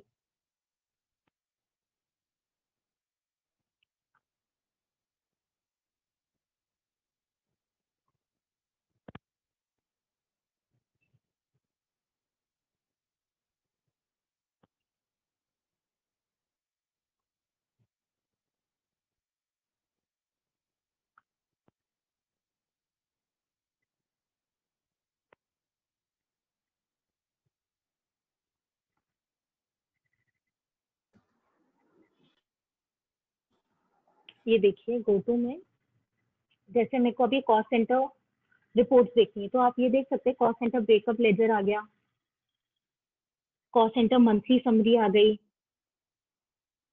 ये सब आप यहाँ से देख सकते हैं। ये मंथली मैंने इसमें कितने कैसे कैसे बुक करा है, ये सारी चीजें आ जाएंगी। तो ये मैनेजमेंट, ट्रस्टीज, उनके लिए, ओनर्स, उनके लिए काफी यूजफुल है। यहाँ पर वो कुछ भी टाइप करेंगे एंड आपको वो ट्रायल बैलेंस चाहिए तो trial balance see, trial balance आ गया। No need to go through display more reports and trial balance. तो this is the hero of Tally Prime, go to.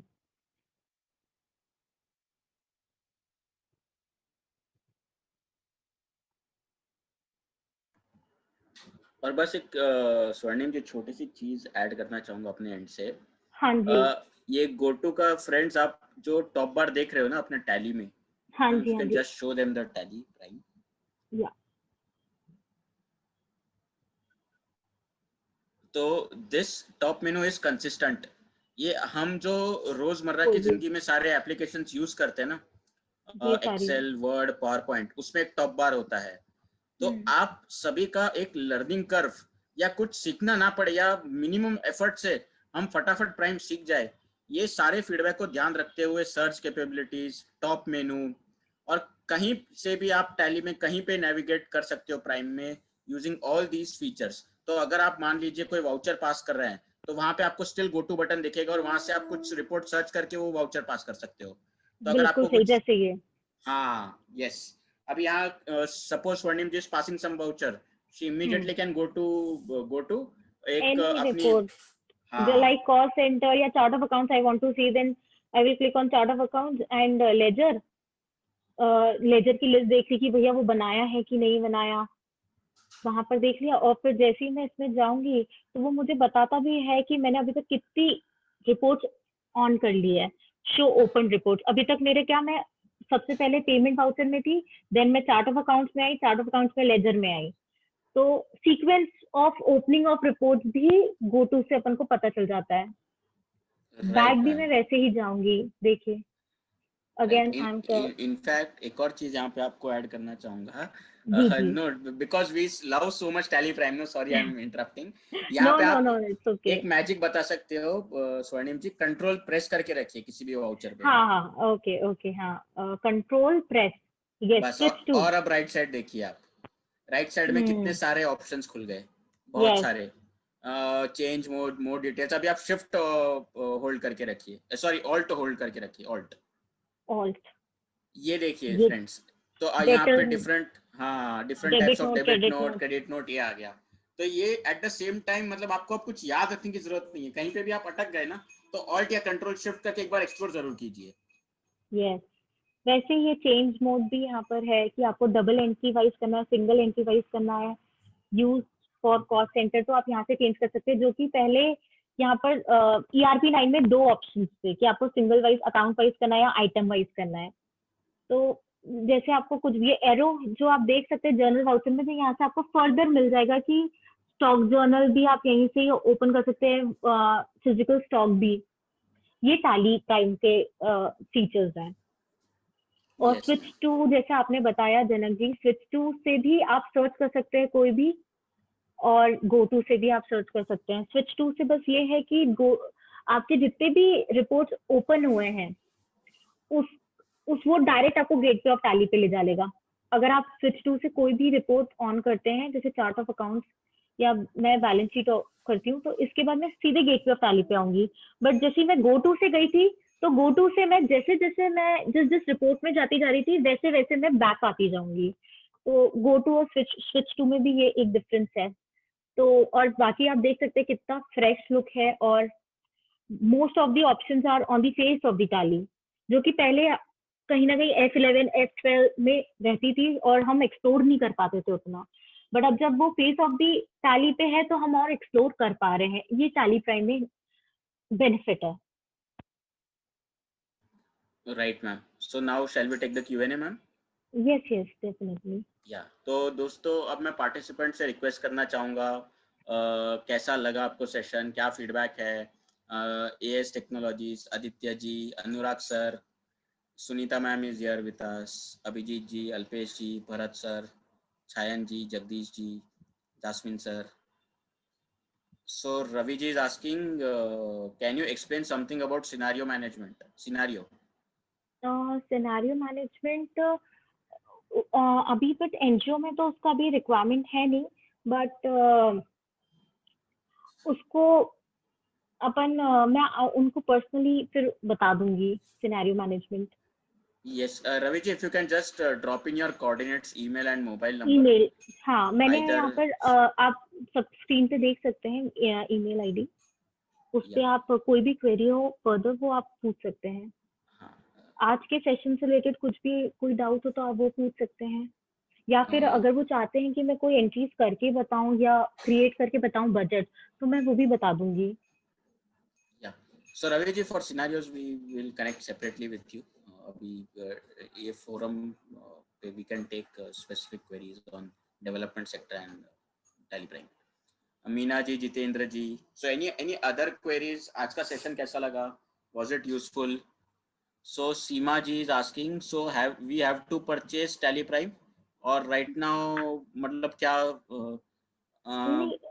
Swarnim ji, can I take that one? Yes, you can definitely. Seema ji, you did not have to purchase Tally Prime. ये Tally का ही ERP जैसे होता है वैसे ही ये Prime का एक Tally Prime एक नया प्लेटफॉर्म है जहाँ पे फ्यूचर रिलीजेस जैसे कि E-इनवॉइसिंग हो गया या कनेक्टिविटी टू GSTN हो गया या E-बैंकिंग हो गया, सारा कुछ अब Tally Prime पे आएगा. ERP अभी भी एग्जिस्ट करेगा. ERP आप अपना काम कंटिन्यू कर सकते हो, but Tally Prime is our new platform which will have all the future capabilities. 1 point. Second, आपको परचेज नहीं करना tally prime.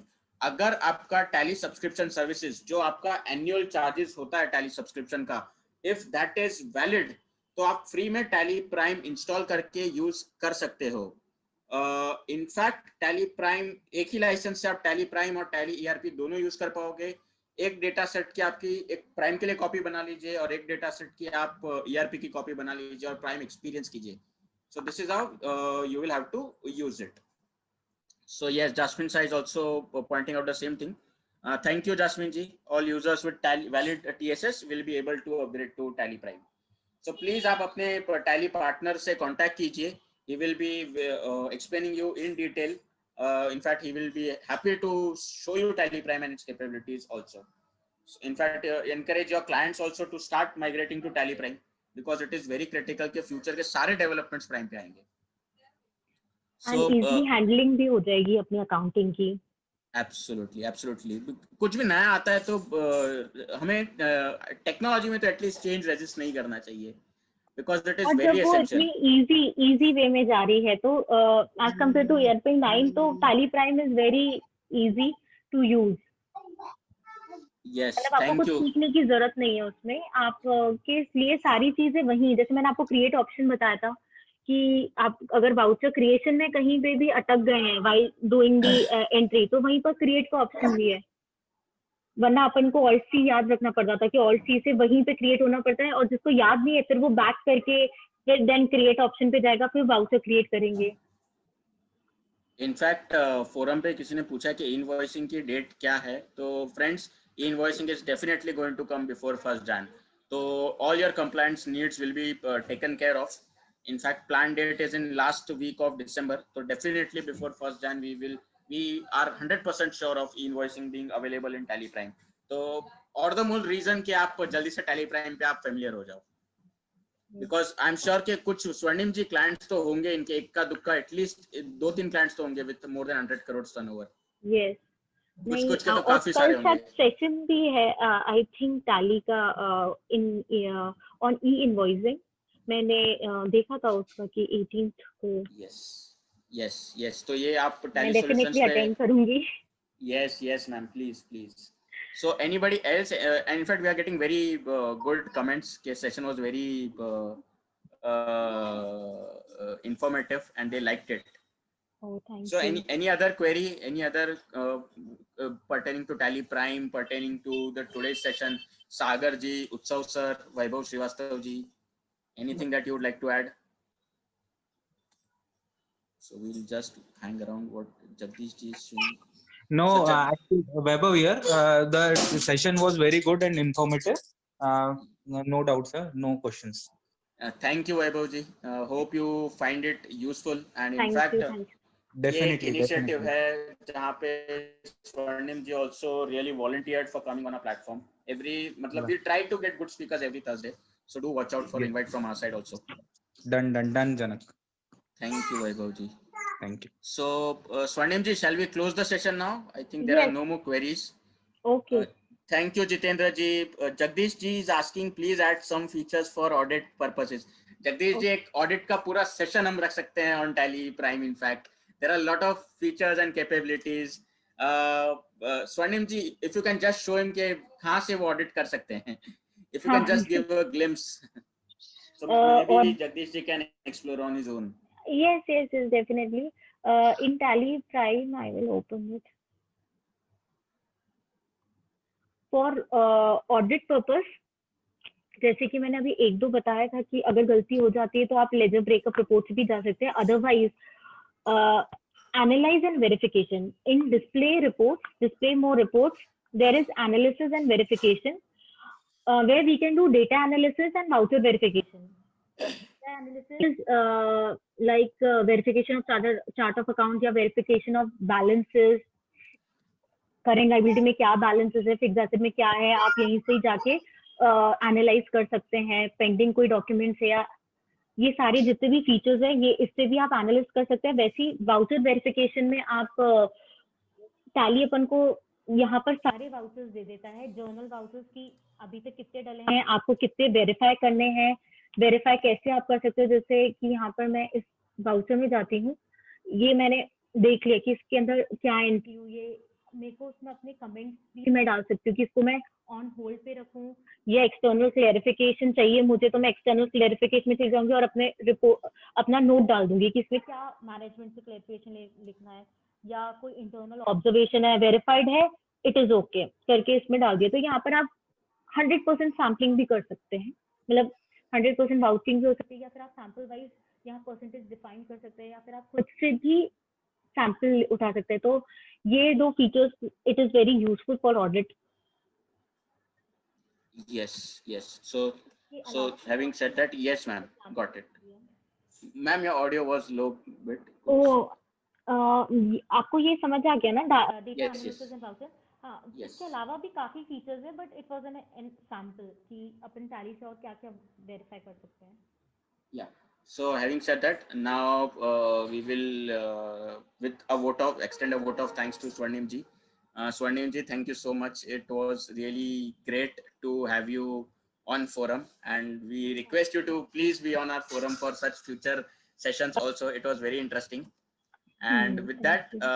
thank you on behalf of the fraternity. Thank you on behalf of the participants, and we will close the session now. Thank you so much, Janet. It was wonderful. Thank you.